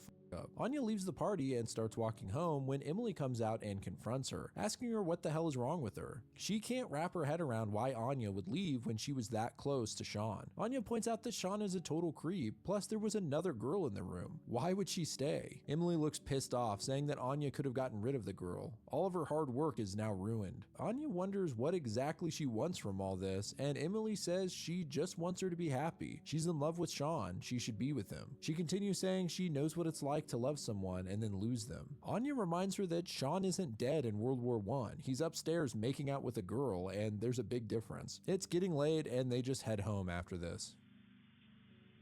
Anya wakes up the next morning and finds that Emily's hair is different. It's less disheveled and looks neatly brushed. Emily starts immediately picking out an outfit for Anya to go see Sean in. Anya asks her why would she want to do that, and Emily gets frustrated, saying so he doesn't forget about you. She says again that Anya and Sean are in love and that they're going to be together forever. Right, it seems like Emily may be living vicariously through Anya, and it's gotten a little out of hand. She says that without her, Anya would still be that weird girl who fell on her ass at gym. Anya is understandably weirded out by Emily's behavior, but just changes the subject, suggesting that today they get to work on solving Emily's murder. However, Emily says she doesn't want to yet. She's finally making progress getting what they want, and imagine how great college will be. The next day, Anya gets ready for school and covertly leaves the bone necklace behind. As she walks out of her bedroom door, Emily confronts her about leaving it, and she's smoking a ghost cigarette? Weird. Anya says she just thought she'd go alone today. She needs to get some studying done anyway. She heads out and Emily doesn't look too happy. Instead of going to school, Anya takes a bus downtown to the public library to try and find out what happened to Emily and her killer. She tells the librarian she's doing a report and is looking for info on the town around the First World War. The lady points out the periodicals and she finds dozens of shelves full of newspapers, making her wish she could just use Google for this. Turns out that Dima is nearby and offers to help her. I guess he's allowed to come here instead of gym class because the other kids kept breaking his glasses and he can't afford to keep fixing them. Well, that's sad. He asks Anya if she's tried microfilm and she has no idea what he's talking about. So Dima shows her how it works and the two get to searching. She tells Dima to look for anything about an Emily Riley and murders in the spring of 1918. While they look, Dima opens up to Anya, asking her how it's so easy for her to fit in, considering that he's constantly harassed. At first, Anya basically says, tough luck, you're a nerdy foreign kid, but she feels bad immediately and tries to relate to him, telling him about how she was bullied too when she first got here. Dima can't believe it because he thinks she's so cool. She tells him not to worry about the bullies anyway. Impressing a bunch of snooty teenagers is a lame goal. Look at that smile on Dima's face. It's a sweet moment, you have to admit. After a while, Dima does find something regarding Emily Riley, but it's not about her being murdered, it's about her being a murderer. Anya takes a look and sure enough, she sees Emily's disturbed picture with the headline, "Local Girl Missing After Double Murder." Next to it are two more photos of a young man and woman. As Anya reads more, we get a flashback showing what really happened to Emily. We can see her peering through a window at the man and woman who are clearly in love. With tears in her eyes, she blocks the door and throws a match into the nearby grass, lighting the house on fire and burning the couple alive inside. A mob forms and searches everywhere for her. After reading about all of this, Anya is in shock. Emily had lied about everything. She decides she's gonna have to go and heads back home in a huff. She enters her room and finds that the bone is missing. Emily appears smoking again and looking demented, and Anya asks her if she's seen the necklace. Emily says maybe you should have worn it, then you wouldn't have lost it. After a heated exchange, Anya almost confronts Emily about what she learned, but Emily cuts her off to show her a new trick. She reaches down and manages to pick up an earring on Anya's desk. It appears that with some effort, Emily can now move things. Anya realizes that Emily must have hidden the necklace, and Emily even implies that she put the bone in Anya's bag to begin with. Anya finally tells her what she learned, that she killed her unrequited love and his girlfriend. Emily defends herself, saying that he had called her ugly and broke her heart, and that Anya of all people should understand that. Well, Anya happens to think that murder is not an appropriate response to disappointment. Emily says yeah, she made some mistakes, but she wants to make it right by giving her the life that she always wanted. Anya's not interested in the life that Emily wanted, or her taste in men. She demands that Emily give her the bone back, but she refuses, saying she'll not go back into the dark. She says that she'll give Anya more time to think it over, and to realize realize that things are much better when she's on her side. Anya reminds herself that Emily can't go too far from the bone, so it must be somewhere in the house. After a while of searching, Anya goes downstairs and talks to her mother, who mentions that the school told her about Anya's big grade improvements, obviously a result of the cheating. As her mother cuts up some ingredients for dinner, Emily suddenly appears in the kitchen and cranks up the gas on the stove. Anya warns her mother, who's glad she noticed, saying she could have burned the whole house down. So now it seems Emily is straight up threatening to kill Anya's family. After this, Anya begins frantically searching for the bone around the kitchen. Dinner's almost ready, and Emily appears under the sink with her finger to her mouth. Anya then finds that a box of rat poison is laying empty. Realizing that Emily is attempting to poison her family, she rushes over and grabs the food, then pretends to slip and drop it all over the floor. That was the last of the meat, so Anya encourages her mother to order pizza instead. While she does, Emily appears again and points at her mother as if threatening to take her out first. Damn, this got really dark. Anya continues to search through the house, but still can't find the bone down to the last closet. She suddenly hears a loud crash and her mother cry out in pain. She runs out to find her mother had slipped on the stairs and has possibly broken her foot. Her little brother's marbles are so all I think over this the is stairs. Anya all quickly good. realizes this Oh wasn't yeah, so his Gadget, doing, what do you but think? Emily's. She offers to take her mom Oh, to the let me see if I hospital, can but lower the remember, volume this is a tough lady on the from YouTube old video. country. She says that she'll take a cab, so But yeah, so once again, Gadget, let me know what you think. and Anya is nervously smoking a cigarette, looking at a checklist of every possible room, and it looks like they've all been searched. She stops for a second and looks disgusted at the cigarette, putting it down. Maybe seeing Emily Yeah, smoke thank you, made it a lot Denise. less cool. Just then, she hears her brother cry out from his room, and Anya runs in to find Emily floating over his bed and whispering Thank terrible you. things in his ear. The poor kid Thank has you. tears streaming down his face, so who knows what she's telling him. Not that an evil ghost floating above your head. Yeah, isn't thank you, enough reason Musgrave. for a little kid to cry. Anya yells at Emily to get off him, and she flies away. The poor kid's a mess, and Anya does her best to comfort him. While she does, she rants about how this is all her fault. She says she just needs to find that bone somewhere, and her little brother perks up, saying he actually found a bone in the hallway earlier, and he put it in his specimen box downstairs. They rush down to get it and find Emily trying her best to pick it up first. Anya just reaches through her hands and grabs it. She tells her brother to get back to his room and runs outside, going straight for the woods and the well. Emily chases behind her, saying she's going to kill her, but Anya stays a step ahead. As she approaches the tunnel by the woods, Emily rages out and increases her size until she's massive and her giant hands are inches from Anya. Finally, she finds the hole, and as she does, she turns on the spot and screams out at Emily, telling her to stop. She holds the bone in her hand right above the hole, threatening to drop it. Emily says she wasn't really going to kill her family, she just wanted Anya's attention. But Anya says she doesn't need Emily to make her life better, and in fact, she needs Anya. She wants her to dress up and chase boys because Emily never got to, but she refuses to live her life for her. At this point, Emily is a little less aggressive and even asks Anya to maybe give the bone to one of her friends like Shobin. Anya says she wouldn't give Emily to her worst enemies. Emily then accuses Anya of being selfish and says that if she really cared about Shobin, how come she hasn't talked to her in weeks? And if she loved her family so much, why does she lie about her last name? She even suggests that Anya is no different than her and would do the same things if she had the chance. This sets Anya off and she starts to move toward the hole again. Emily threatens her, saying she'll get another bone and make her way back up to Anya's house to get revenge. Anya doesn't buy it and says it doesn't matter because she's going to tell someone and get the well filled in. This enrages Emily again and she straight up charges at Anya, phasing through her stomach.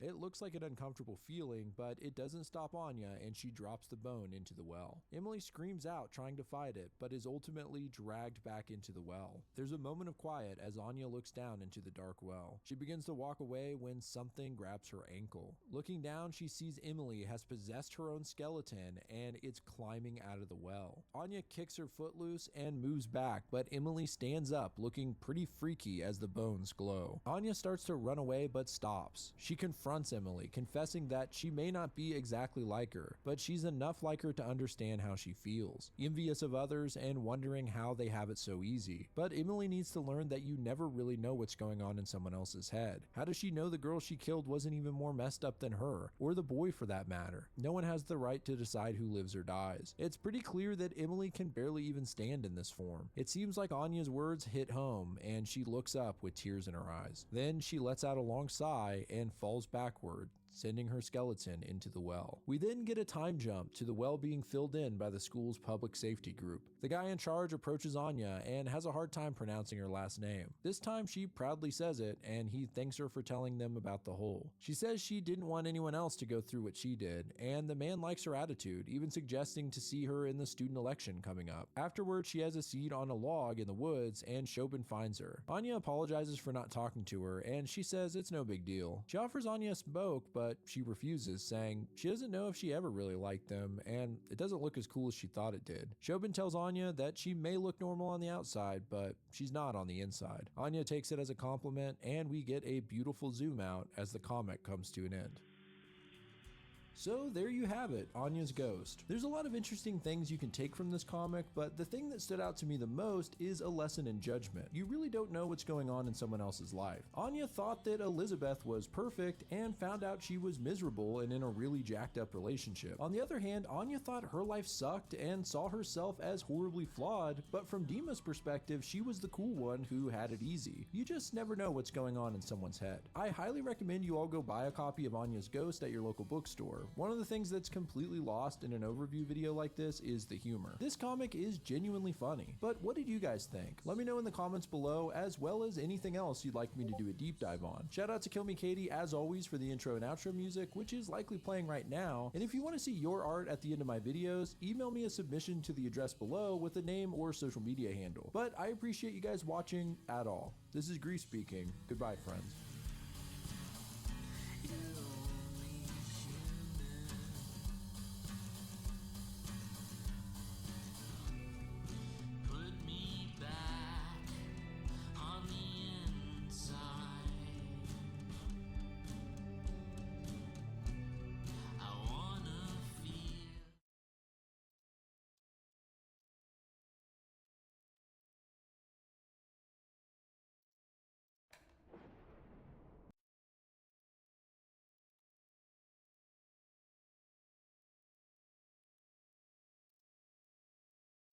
In the last video, we looked at Zach Hadel and the circle of Newgrounds animators who found success and fame online or on television. However, there are some Newgrounds alumni who weren't so fortunate, and in recent years, we've seen their careers steadily decline into alcoholism, drug abuse, and run-ins with the law. One such case study is Stamper TV, who a decade ago could be pointed to as one of the premium up-and-coming content creators alongside the likes of Oni NG and Psychic Pebbles. But sadly, his story doesn't have a happy ending like that of his colleagues, and that's why he's edited with distorted glitches and static effects. Today we'll be looking through his life and career and attempt to understand what exactly happened to Stamper, where it all went wrong, and if there is any, albeit slim, chance at redemption. Alright, I'm ready to move on to the last and final spin. Oh, I actually meant to say the third and final spin. To veteran parents who now worked in law enforcement, Stamper's own accounts of his childhood seem to vary dramatically, with him in recent years framing his father as absent or abusive, yet this is seemingly contradicted by recordings of the two interacting. Alright, so I know that the last two are That Boy Darius and Musgrave. Yeah, so let me check to see if Darius is back.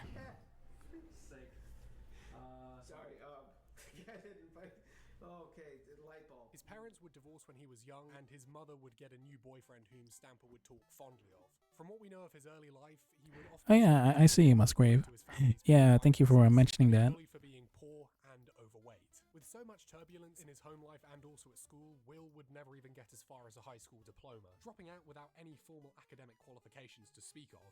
After leaving school, he would work multiple odd jobs, presumably trying to find a foothold from where he could start to build a sustainable career. Owing to the military background of his parents, one might think Stamper was brought up in a heavily disciplined environment. But through neglect or a deliberate effort to rebel against the pressures of his parents, Will Stamper would begin to engage in various sub-legal activities in his late teenage years, with him recounting firsthand an event where he walked into a game store and walked out with multiple Dreamcasts whilst the employees were on a smoke break. This is one of Alright, so unfortunately there's still no sign of Darius in the chat, but let me just refresh my Twitch channel just to be on the safe side. Separately, and they interviewed him first, and they were like, and then he came out and he was like, "Don't tell him anything." And I was like, yeah, man, I got your back.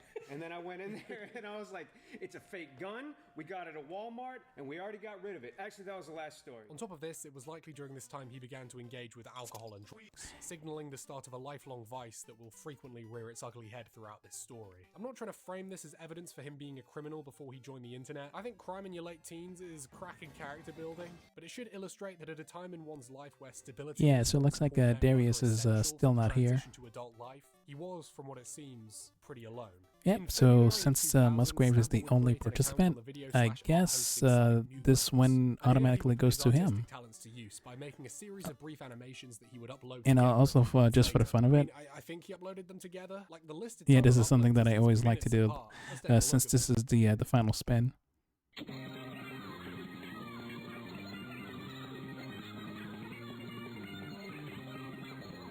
Interesting.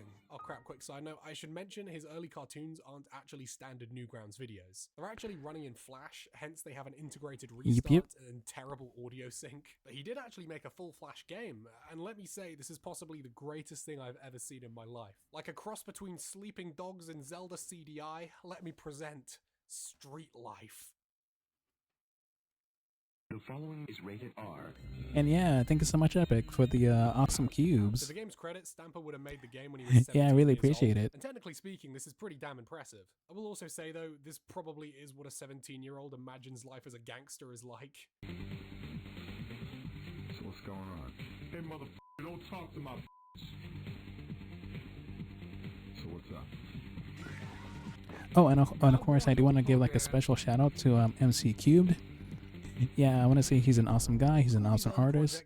Let me see if I can link one of his YouTube videos or his DeviantArt account. This wasn't just before YouTube or the Newgrounds animators famous today, but modern internet culture as we know it. There was no standard for what was funny, no in-jokes to reference, and certainly no promise that these animations would be seen by anyone beyond the small reach of Newgrounds. To put it in Oh yeah, that sounds good, 5 Musgrave. years until the first Ego Raptor video, and 8 years before the first Troll Face, and 1 year before...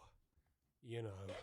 He would move away from his parents, ending up in Florida. At this time, he would take up various entry-level jobs, including but not limited to working in a warehouse, a delivery driver, a salesman, and a douchebag. What? After working odd jobs for some time, he would begin to branch out into professional website design and online media, with him working for a handful of larger companies to establish their digital presence in the rapidly evolving internet. Some of these companies apparently included porn sites. He apparently made a lot of porn sites. So next time you decide to smack off, just remember among those brave pioneers who built the infrastructure necessary for JAV Volume 3, there was William Stamper.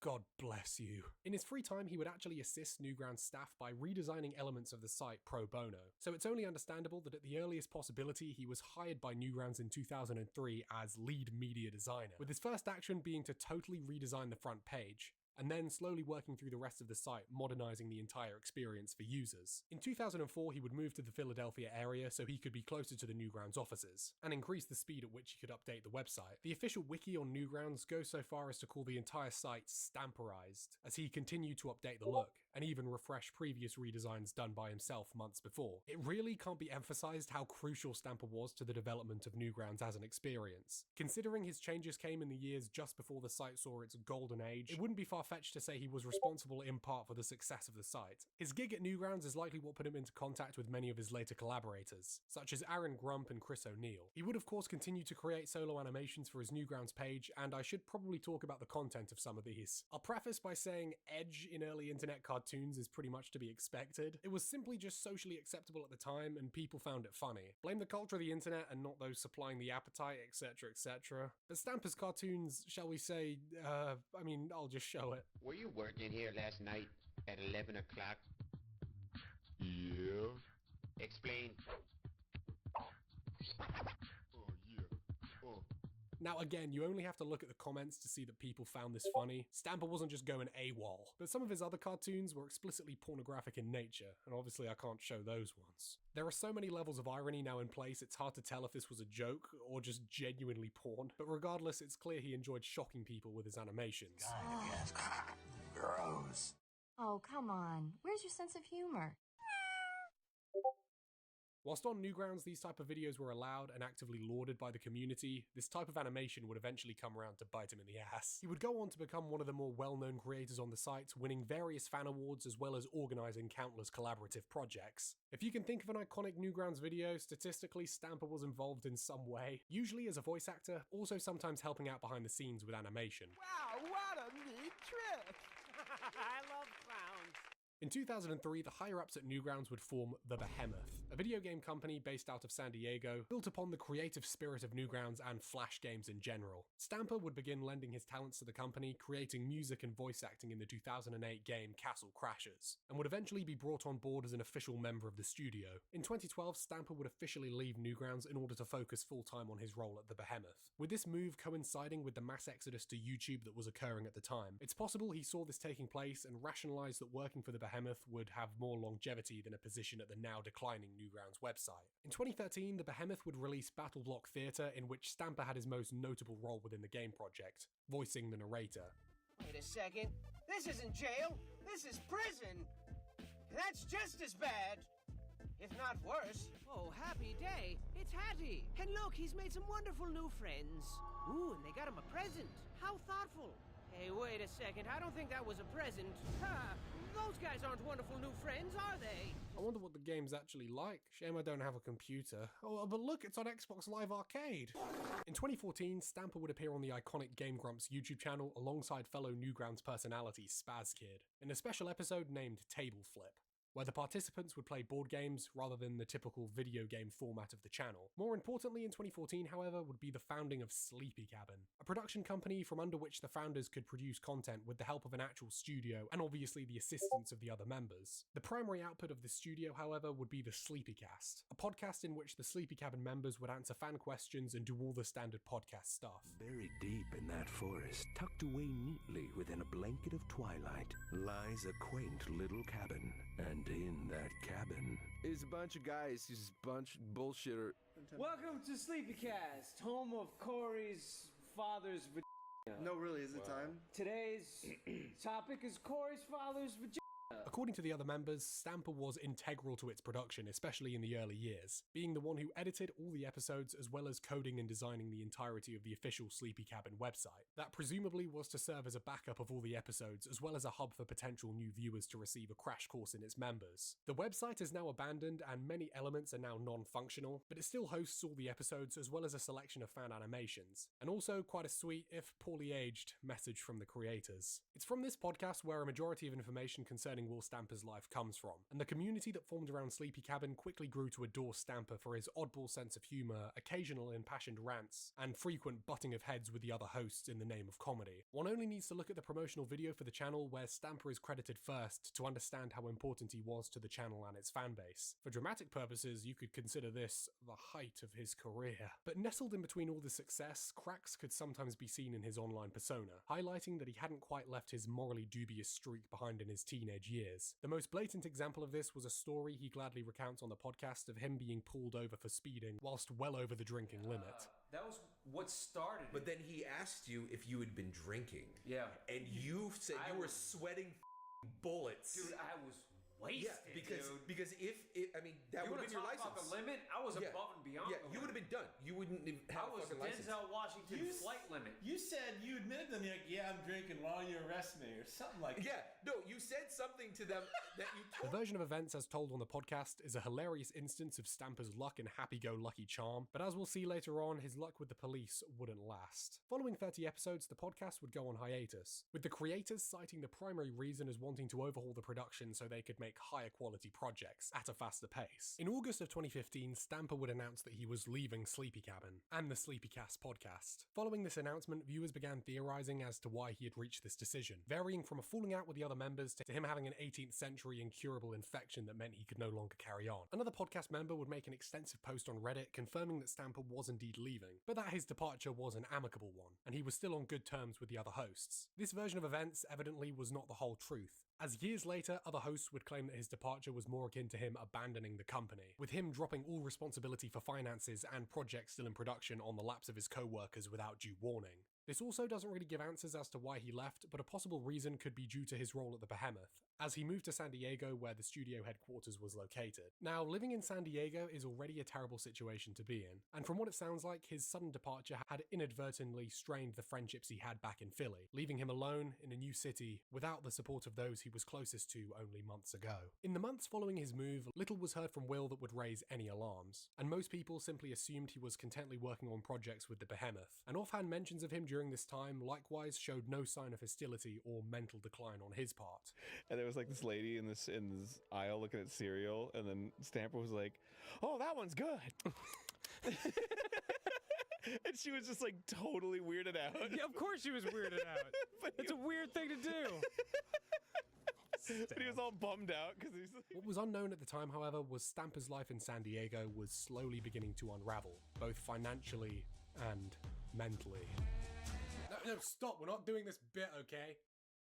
So in the years following his move, his online activities remained fairly unremarkable. That is to say, he maintained a consistent online presence so that he didn't draw any attention to himself beyond his already established fan base. But 2016 would end up being the final year of normalcy for Will, as soon things would begin to come apart. As mentioned, he had previously struggled with drugs and alcohol, and going off some stories told on Sleepy Cabin, he possibly never truly overcame them to begin with. But in San Diego, likely spurred on by a lack of socialization or just general anxiety about his new situation, he would begin to indulge in both vices again, and it wouldn't take long for this fact to become known to the internet.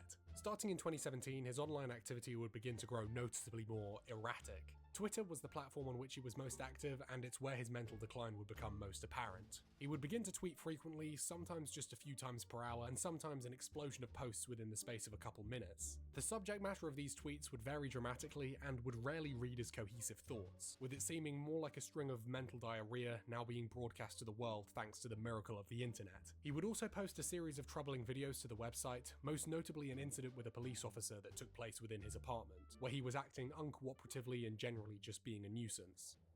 I mean, come on, dude. Give me a fucking break already, man. I'm trying to relax and sleep. How tall are you there, Mr. Stomp? How tall am I? I don't know, like 5 foot. Fuck you. Come on, man. Come on, man. You're not in trouble. I'm as tall as you are, dude. 6 foot? Yeah, you're not 6 foot, dude. These videos and tweets are sadly now unavailable, owing to his later ban. Fortunately, detailed accounts and discussions of his ramblings still exist, and man, there are some gems. I'd like to shout out Kiwi Farms user Latent Appliance Fetish, whose documentation of his socials and associated screenshots were invaluable when making this. 2017 would see his last major voice role within a game, that being 2017's Pit People. How do you like them, Hansels? Yes. Shh. Here, have some teeny tiny iced creams. I know you love them. Oh, fine, stop! By 2018, Stamper's decline didn't so much appear as a slow descent into madness, but more closely resembled Oblivion at Alton Towers if it shot down directly into Broadmoor. That's a little visual guide for all my British fans. What about the Americans? It's like if Space Mountain shot you straight into Crazy Town. So that wasn't even funny. His tweets would now often concern blatantly illegal activities, most commonly him asking for drugs from anyone in the San Diego area, as well as thinly masked threats directed towards anyone who would cross him. These were both literal threats implying he had a 2-inch blade and could kill if you crossed him, and also threats of blackmail, with him claiming he had files on top of files of dirt on his old colleagues, ready to release if they dared ever cross him. His finances were also seemingly put in jeopardy when he ran into issues concerning taxes, with him getting audited and being left to pay thousands to the IRS. Not paying taxes? Is this the rare based Stamper moment? So in 2018, Stamper would pop up again like a gopher in this Dan Bull Fortnite rap, where he spat a few bars before swiftly returning to Twitter. I don't even know what Fortnite is, but it sounds like a bunch of lame kids having a slumber party and building forts with the couch cushions. I'm just playing. It's a game with a bunch of lucky button pushes. I'm actually looking at this video closer. Some of these people have fewer subs than me. I want to rap about Fortnite. The rest of 2018 followed much in the same way as the previous couple of years, with him tweeting quickly and furiously. His Twitter would receive its first suspension following a public argument with another user over the semantics of empathy, and whether it was more appropriate appropriate to offer solutions to those struggling rather than just comfort them with warm words. Obviously, Stamper was in the warm words corner rather than being given a practical solution in the face of adversity. He called the other user the F-slur, and a suspension soon followed, with Stamper lingering on the argument days after the other party had lost interest and claimed to have life-ruining dirt on him that conveniently never saw the light of day and was swiftly forgotten about. In January of 2019, Stamper would be let go by the Behemoth. The reasoning for this is still not conclusively known, but the reason given by Stamper was that it was a bureaucratic necessity owing to state work laws. But it also couldn't have helped that Stamper was involved in a sexual harassment suit within the company, as well as his pretty conspicuous online antics. He was in a Fortnite rap battle, how could they possibly keep him on? So without stable employment to keep him afloat, Stamper was now left to look to the internet to provide financial stability. The internet and financial stability are two words that rarely go together. His YouTube was still active at the time, and in 2019, likely spurred by his departure from the Behemoth, he would start to infrequently produce video content for YouTube once again. Of this content was a bizarre genre of videos involving puppets and grotesque subject matter, formed by himself and friends he evidently had in San Diego. Judging by some of his tweets, his drug usage was now beginning to escalate. Whilst before he had a pretty strong moral code about sticking to weed and cocaine, you know, the cool ones, he was now implying via Twitter he bought heroin, although upon returning home, flushed it down the toilet in an act of moral superiority. I don't think it takes a genius to see that being a frequent drug user and buying heroin is a pretty big indicator that you're probably going to try heroin. And much later, he would openly admit to trying meth. Like, I see it, like, you go there to, like, have you ever had, crack or meth? Have you? Yes, I have. 2019 would also see Stamper insert himself directly into gang activity, when he harbored an unknown homeless woman who came to seek shelter in his apartment. Alright, so what the fuck is your problem? Go. My problem is people are trying to kill me, and my husband put a fucking something on me to make me fucked, and he's been doing it for 3 years, and I lost everything. She would come to his multiple times, with groups of men showing up in force looking for her soon after, and posting up outside his front door. He's coming to fucking kill me now, like right now, literally fucking kill me. If I give you information, you don't pick your phone up, these are people that will fucking have my head. These are people that roll for the Bloods. You can't fucking name names when I tell you something. You're putting my fucking life in jeopardy. You literally have motherfuckers coming over here to fucking kill me. Geez, meth and the cartel. There's also an alternate universe where Stamper became the Walter White of YouTube. I think you and I could draw furry porn together. His most notable creative venture in 2019 would come in the form of a voice acting role in this show I'm told everybody loves. I will seize control of the entire west side of the pentagram by day's end. But by the midpoint of the year, things were arguably at their very worst. His dwindling finances led him to cut down on more and more necessities, including his phone bill, meaning he could no longer be contacted nor attempt to communicate with anyone outside San Diego, leaving Twitter and other public forums as his only means of being contacted. Something that emerged during this time and is very present in how Stamper treated others was an inflated sense of importance, brought about, one assumes, by the popularity of his Twitter and the still active Sleepy Cabin podcast. Even at this stage in his life, it seems he truly did believe he was still as popular as he was a few years prior, and going forward he seems to carry himself with the same sense of importance befitting an A-tier YouTube celebrity, when in reality most have either lost interest or only follow him out of a morbid fascination with his activities.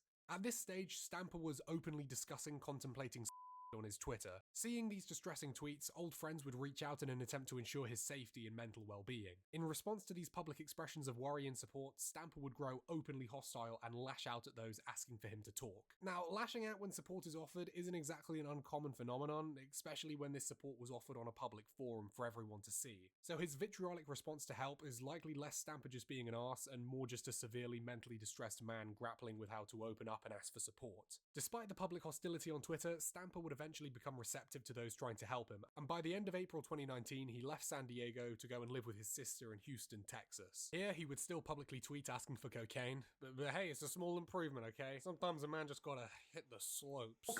His sister, whom he was staying with, was also active on Twitter, and the two would frequently use the platform as a means to publicly argue whilst living under the same roof, airing their disagreements for the world to see. From what we can tell, over the course of this stay the pair's relationship would begin to deteriorate, in no small part due to Stamper's irregular behaviour and drug use, presumably not welcome in a house with children. Oh yeah, his sister had children, by the way. Man, imagine being a kid and finding out that your uncle is a cartoonist and makes video games, only to be shown cotton roots. Stamper would eventually move out from his sister's home to go and live with a longtime fan. From there, the two would promptly start a Twitch named Dick Planet, clearly attempting to create a similar vibe to Game Grumps type channels, with the two engaging in a mix of scripted and unscripted banter whilst playing together and getting mad at the game, etc, etc. Favorite non-pornographic magazine to masturbate to? 1, 2, 3, Good Housekeeping. What? Just watch this. I'm gonna fucking whip the shit out of this piece of bitch. He looks like a broken, bald Guy Fieri. I know.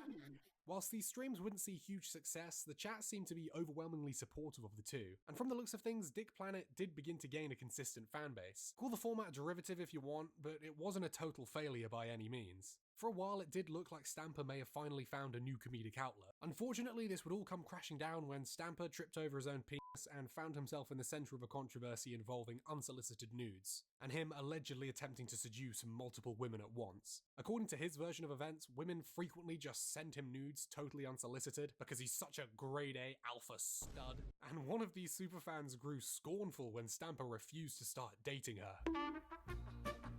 Last year, several women sent me personally unsolicited nudes after I, for the millionth time, made the joke suite of send nudes lol. I should have put a stop to it, but hey, your baby was lonely. One of the women involved has made it her personal mission to destroy me. In this statement, he also claims to be recovering from severe alcoholism, and as a result was frequently experiencing seizures that only added to the stress brought about from this situation. The female in question released their private DMs that contradicted what Stamper said, but Stamper then produced several documents that came back with another series of posts. Stamper produced several documents. She then came out with another series of posts. This is 4-year-old drama, so I'm assuming we won't be getting a conclusive answer to what really went on. But regardless, Stamper would leave Houston and the Dick Planet studio. Speaking of Stamper, he's likely going to be on Thursday and every stream after that, so long as his setup stays consistent. We just got to be patient with him and give him his time to get settled in and get comfortable in his new place.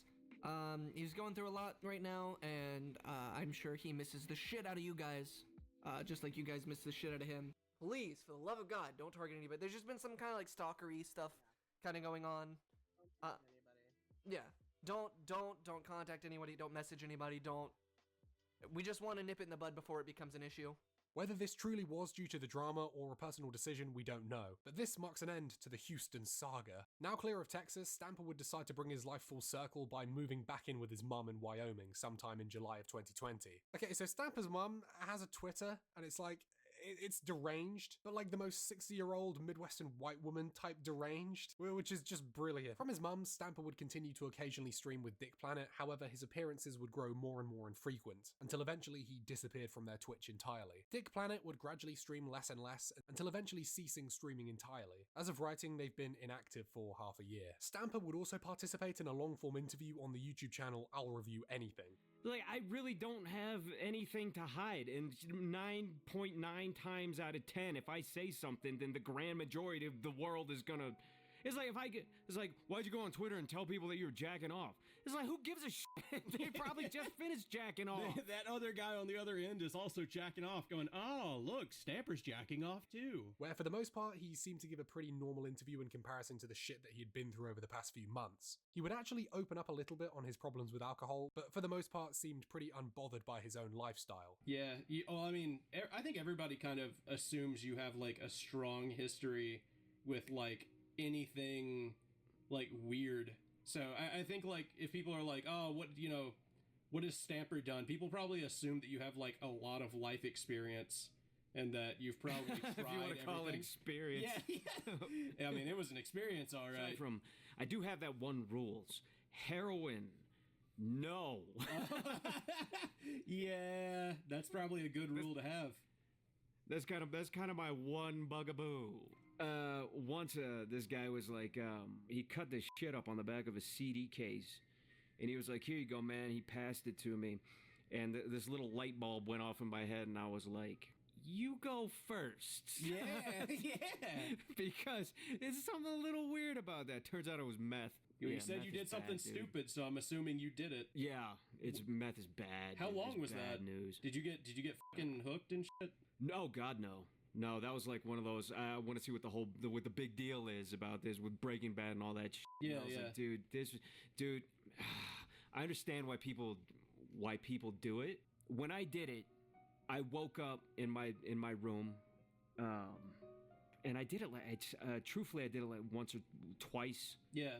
Twice-ish, maybe 3 times. I don't remember, but it wasn't enough to whatever. I just remember I woke up in my bed and I felt like shit, and I tried to get out of bed and my legs didn't work, and like I couldn't walk, and I was like, what the is going on, man? I was so groggy. I was like, man, I must have been asleep for like 18 hours. But from the time I did it to the time I woke up, I lost 4 days. Jesus Christ, man. In September of 2020, Stamper would announce he was preparing to set up a merchandise store for Sleepy Cabin, presumably trying to cash in on the last scraps of his fame. From the looks of things, the merch in question was just cheap red bubble tier print-on-demand designs of the company's logo, rather than deliberately designed apparel. It's also extra odd considering he hadn't been associated with the podcast or most of the other members for half a decade now. But surprisingly, it seems he was given the green light to go ahead by the other members. However, for tax reasons, he would need to state that this merch had no official affiliation to the Sleepy Cabin company that had formerly been dissolved the year before. The Stampy Mart Teespring is still up and running if you want to buy a piss bottle. Okay, that one is actually funny. $8 shipping? It seems at this time in his life, Stamper really was doing side quests, as in late October of 2020, he would announce he had been ordained as a minister. This was by the Universal Church of Life, so it's not exactly a hard qualification to get. Now hold on.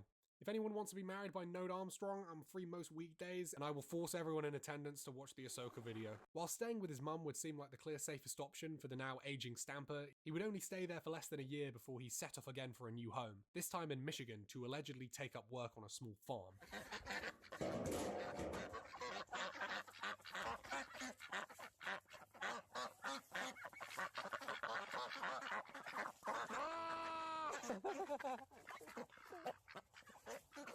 Dropping the stresses of modern life and retreating to a small town to enjoy the simple pleasures of animal husbandry seems like the perfect antidote for someone who was ruined by the modern world. But not even here was he able to let his past go and turn over a new leaf. Soon after arriving at his new residence, Stamper would begin his most notable online beef to date, by lashing out against Chris O'Neill, aka OniNG. At this point in time, Chris had become the most well-known of the old Sleepy Cabin crew, with his gaming channel arguably being the closest thing to carrying on the spirit of the original podcast. Stamper would begin his tirade against Chris, claiming once again to be in possession of career-ending secrets, openly taunting Chris, threatening him that if he stepped against Stamper, he would destroy him, whilst making liberal use of the N and F words. Holy shit, why does nobody just take this guy's phone? Despite Stamper's constant threats directed towards him, Chris would never actually engage with Stamper directly, only making a brief tweet where he confirms he wants nothing to do with Stamper and wishes he seek help. Following this incident, his Twitter would be banned again, robbing him of his most vital tool to scream his drivel into cyberspace. Stamper wouldn't remain at the farm for long, leaving to go and couch surf with fans who were willing to put up with him and his antics.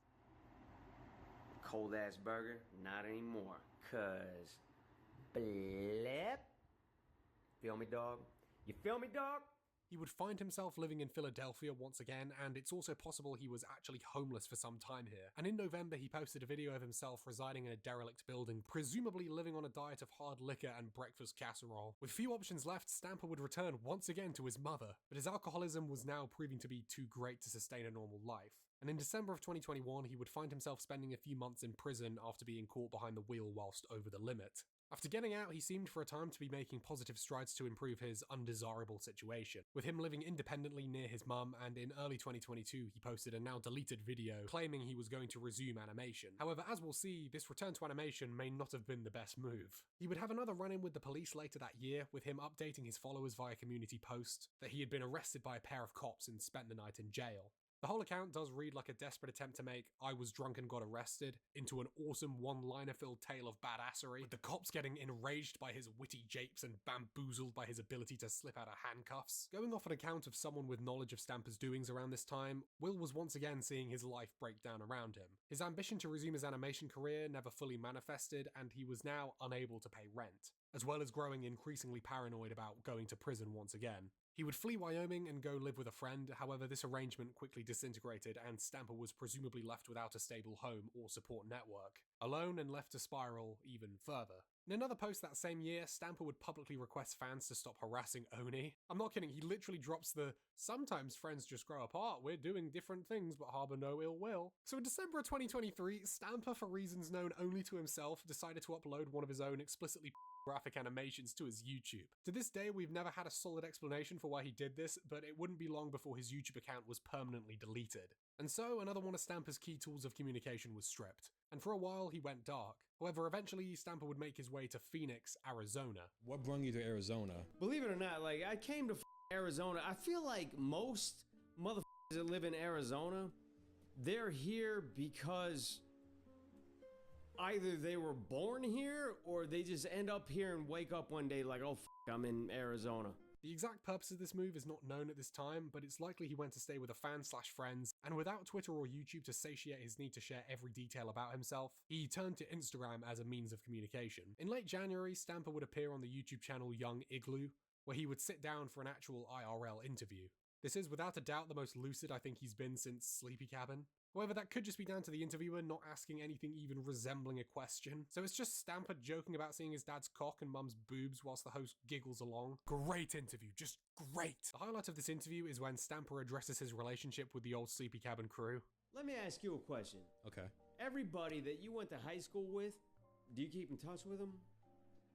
No. Why? Because I don't care about Why them. not? I care about one Tell me person. why. No, tell me why. Because they don't care about me. You used to hang out with a bunch of people at lunchtime in high school. Yeah. Yeah, that's right. Mm-hmm. Why don't you talk to them anymore? Because they don't talk to me. Why don't you talk to them? Why don't you hang out with them? Why don't you hang out for my benefit? I need you to be with the people that I know you with. So there you have it, guys. Sometimes friend groups just grow apart, and nothing else happened, I swear. What's worse than openly denying the reason why his friends no longer want anything to do with him is attempting to paint curious fans as obsessed parasocial orbiters who have no clue what's really going on and need to touch grass. It's not hard to deduce that he clearly regrets attacking his old castmates, but doesn't have the humility to admit he fucked up and just apologize. So instead he's attempting to rewrite history so that he just wants to crack on and live life. Why are so many fans obsessed with his private life? What, it was only months ago I was raving like a madman and uploading porn on my YouTube? So what, are you obsessed, bro? And that takes us up to now, pretty much. From what we can tell, he's just living in Mesa, just outside of Phoenix, and how he's paying the bills and putting food on the table is anyone's guess. He claims to constantly be receiving voice work, but whether this is true is debatable. At least according to his IMDb, his voice roles decreased dramatically since leaving San Diego. These days he seems to be traveling around a lot and interacting with stray cats, as well as getting a sick fucking ring with an eyeball on it. I mean, you can go snoop his Instagram yourself, it's not terribly fascinating. And honestly, I think that's what Stamper needs. A life that's not terribly fascinating, at least for a while. If you couldn't tell from this story, his life over the past decade or so has been pretty nuts. He hasn't exactly settled down anywhere, and this instability has acted as the perfect breeding ground for his bad habits to manifest, resulting in a downward spiral that nobody seems to have the power to fix. Since just as soon as he arrives somewhere, he's off. Stamper is now 41 years of age, and without any solid place to call home or concrete security for the future, his age combined with a lifetime of drinking and drugs mean he could soon start to experience severe health issues. Since landing in Arizona, his high-profile online antics have ceased. Blip. This is my fucking hand. 5 starving's my ass. His Instagram, as mentioned, is pretty tame, and he seems to be traveling around the US doing what exactly, we don't know. Could be a Forrest Gump-esque side quest to discover himself, or he could just be bumming about from city to city, staying with fans and trying to stave off another homeless arc for as long as possible. There haven't been any reports of him using extensively, so it's possible he's actually on the mend and getting his life together, but we can only hope. But I think the most heartbreaking part of all this is how, unlike other lolcows, people don't seem to actively be preying on his demise. Like, people make fun of him, but making fun of and actively harassing and sabotaging are two separate things. I think it's because people, for the most part, remember Stamper as the energetic and wacky buddy type seen on Newgrounds and Sleepy Cabin. Seeing what he can be in contrast to what he's become is pretty heartbreaking. So it's natural for people to just want the old Stamper back. The old Stamper that, even when things were at their worst, would still sometimes break through, with a genuinely witty remark or intentionally bizarre comment that couldn't help but make you smile. Give me a second here, I'm gonna scan my crowbar. So for the time being, we'll have to wait and see what becomes of Will. All we can do is hope for the best, and wish him well. But Stamper, if you're going to be making more porn, I got this idea. So there's this character in a sofa.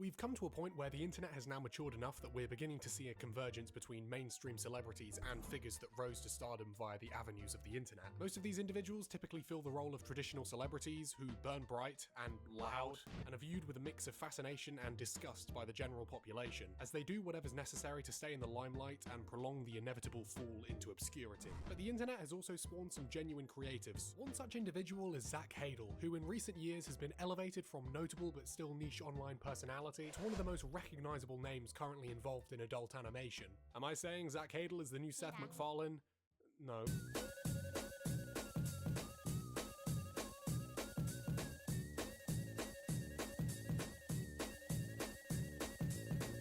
Hadel, better known as Psychic Pebbles, is an American voice actor slash animator who, over the past 2 decades, rose to prominence on the internet as a comedian and animator, before eventually breaking into mainstream adult comedy and becoming a quotation mark household name among the mainstream entertainment sphere. I mean, look, these people are talking about him.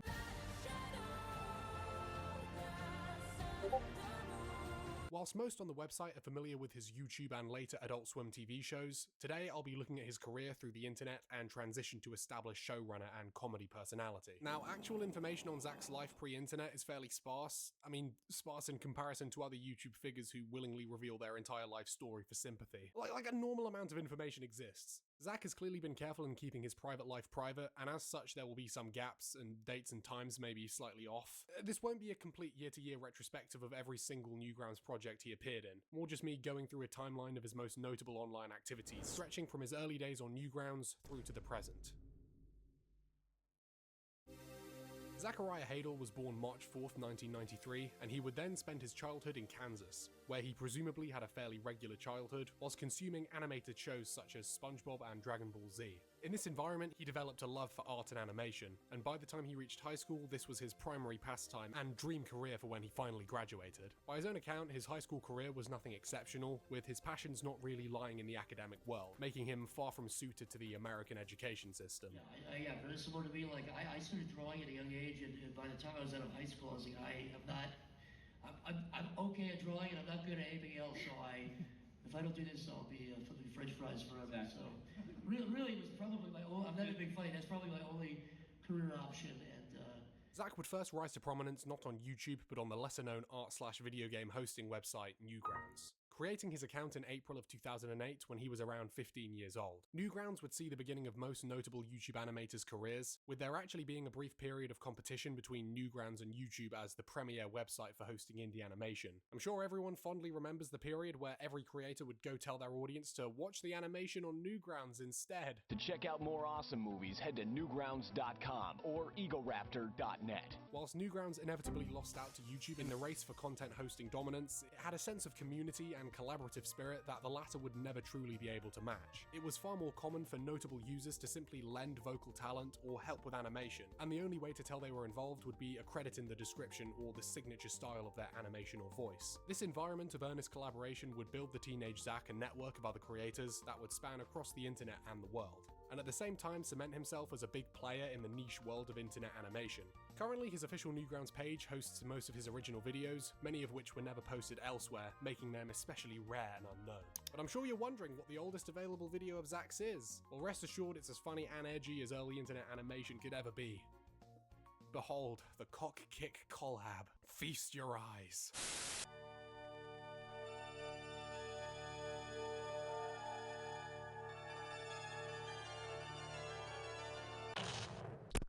It's me, Mario.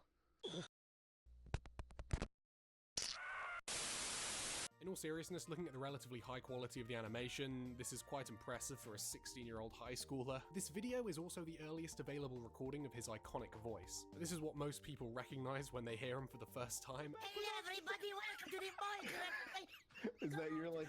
Bubble.com and buy our shirts. And it certainly sets him apart from other voice actors. According to IMDb, it's his only trademark. The cause for this voice is something of a mystery, with Zach himself playing into the speculation by giving differing explanations, varying it from it being just how his natural voice sounds, to a more explosive tale of him breaking his nose as a child. Zach? Who we love more than anything in this world, but who fucks with us constantly. Can we tell that story? Sure. Yeah. I was just like, He has an interesting manner of speech. Yeah. And I was like, why do you talk like that, Zach? And he was like, oh man, one day my mom and my dad got into a car accident. And I was like, oh really? No.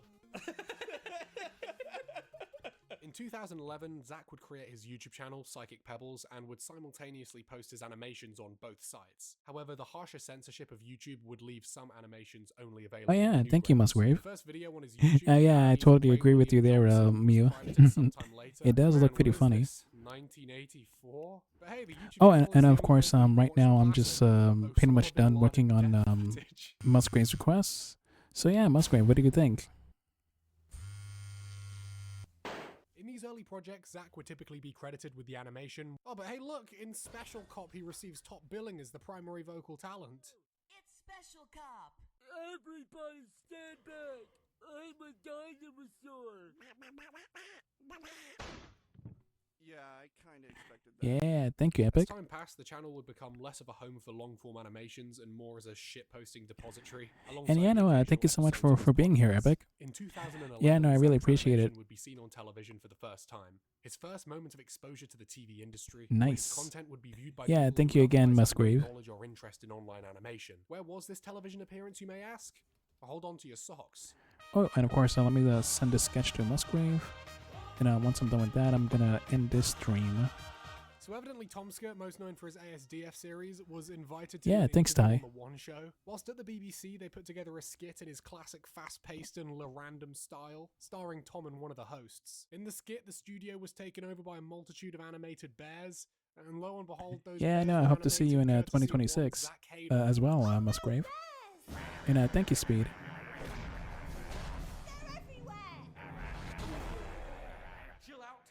I got this.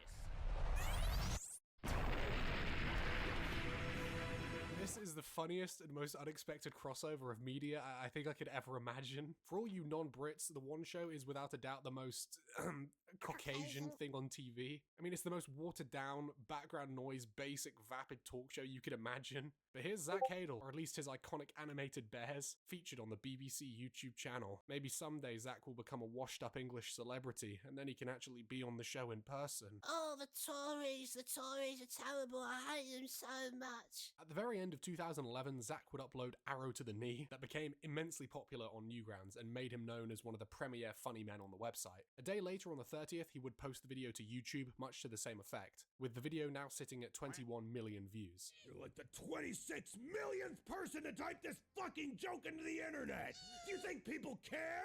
No, you dumbass! And why would you want them to? You want to be friends with the shit-smeared mongoloids that like this stupid fucking meme garbage? This success bled into all his other videos, and Arrow to the Knee would become his most popular cartoon all the way up until 2017's Get Out of My Car. That would utterly eclipse it in terms of views. Zach's notoriety on the site would come with a variety of perks, such as him being invited to the Newgrounds office for Pico Day, an annual event to celebrate the website, where he would get to meet and network with other site creators, and live large for a weekend before presumably returning to his rotten bedroom to work on more cartoons. After high school, Zach would find himself at a crossroads. He could either go down the standard route of going to college and getting a degree, or take the far riskier option of attempting to become a full-time content creator in the wake of his recent successes. Whilst his passion firmly rested in the realm of internet animation, this was undeniably the riskier option. Hence, Zach would apply for a course in graphic design, but would make a personal agreement that if he was making a certain amount of money prior to the start of the degree, he would cancel his university plans and fully dedicate himself to his various online endeavors. My story, I think I told before, my story is basically I enrolled in college completely, but I made a promise to myself. I said, if I make a certain amount of money per month on YouTube and through other places, if I make a certain amount... So this is just recently? A couple years ago. A couple years ago. What were you going to college for? I was going to go for graphic design. Okay. Which, by the way, horrible. But anyways. Yeah, I did that. I had all my courses enrolled. I had a room. I had everything. Fuck fonts. Thank you. I enrolled. I had all my stuff in. I bought all the books. I literally days before I met that cap. Yeah. The day, so I said, fuck this. I went, and it was the best choice I ever made in my life.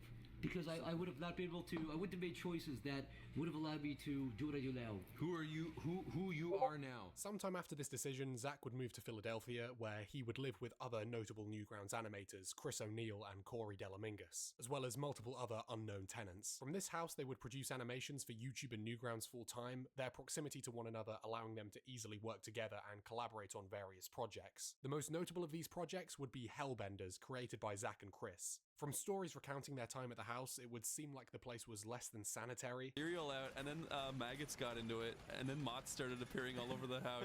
And every night I'd hear Corey fucking smashing them against the wall, going, fuck! And one time he had like a Blue Moon bottle of beer in his room, and there was like 60 of them. It was like a trap. They would all fly in there and die. And the three would frequently find themselves in opposition to other tenants who were not involved in internet animation. You remember that one time she got really bitter and pissed off because she had to go to... She got really fucking mad. She had a day job. She had to go to her day job. And she was like, why do you guys get to fucking sit around all day? Yeah, we're all working in the office. It's like making cartoons. Yeah, it's because like this is our job.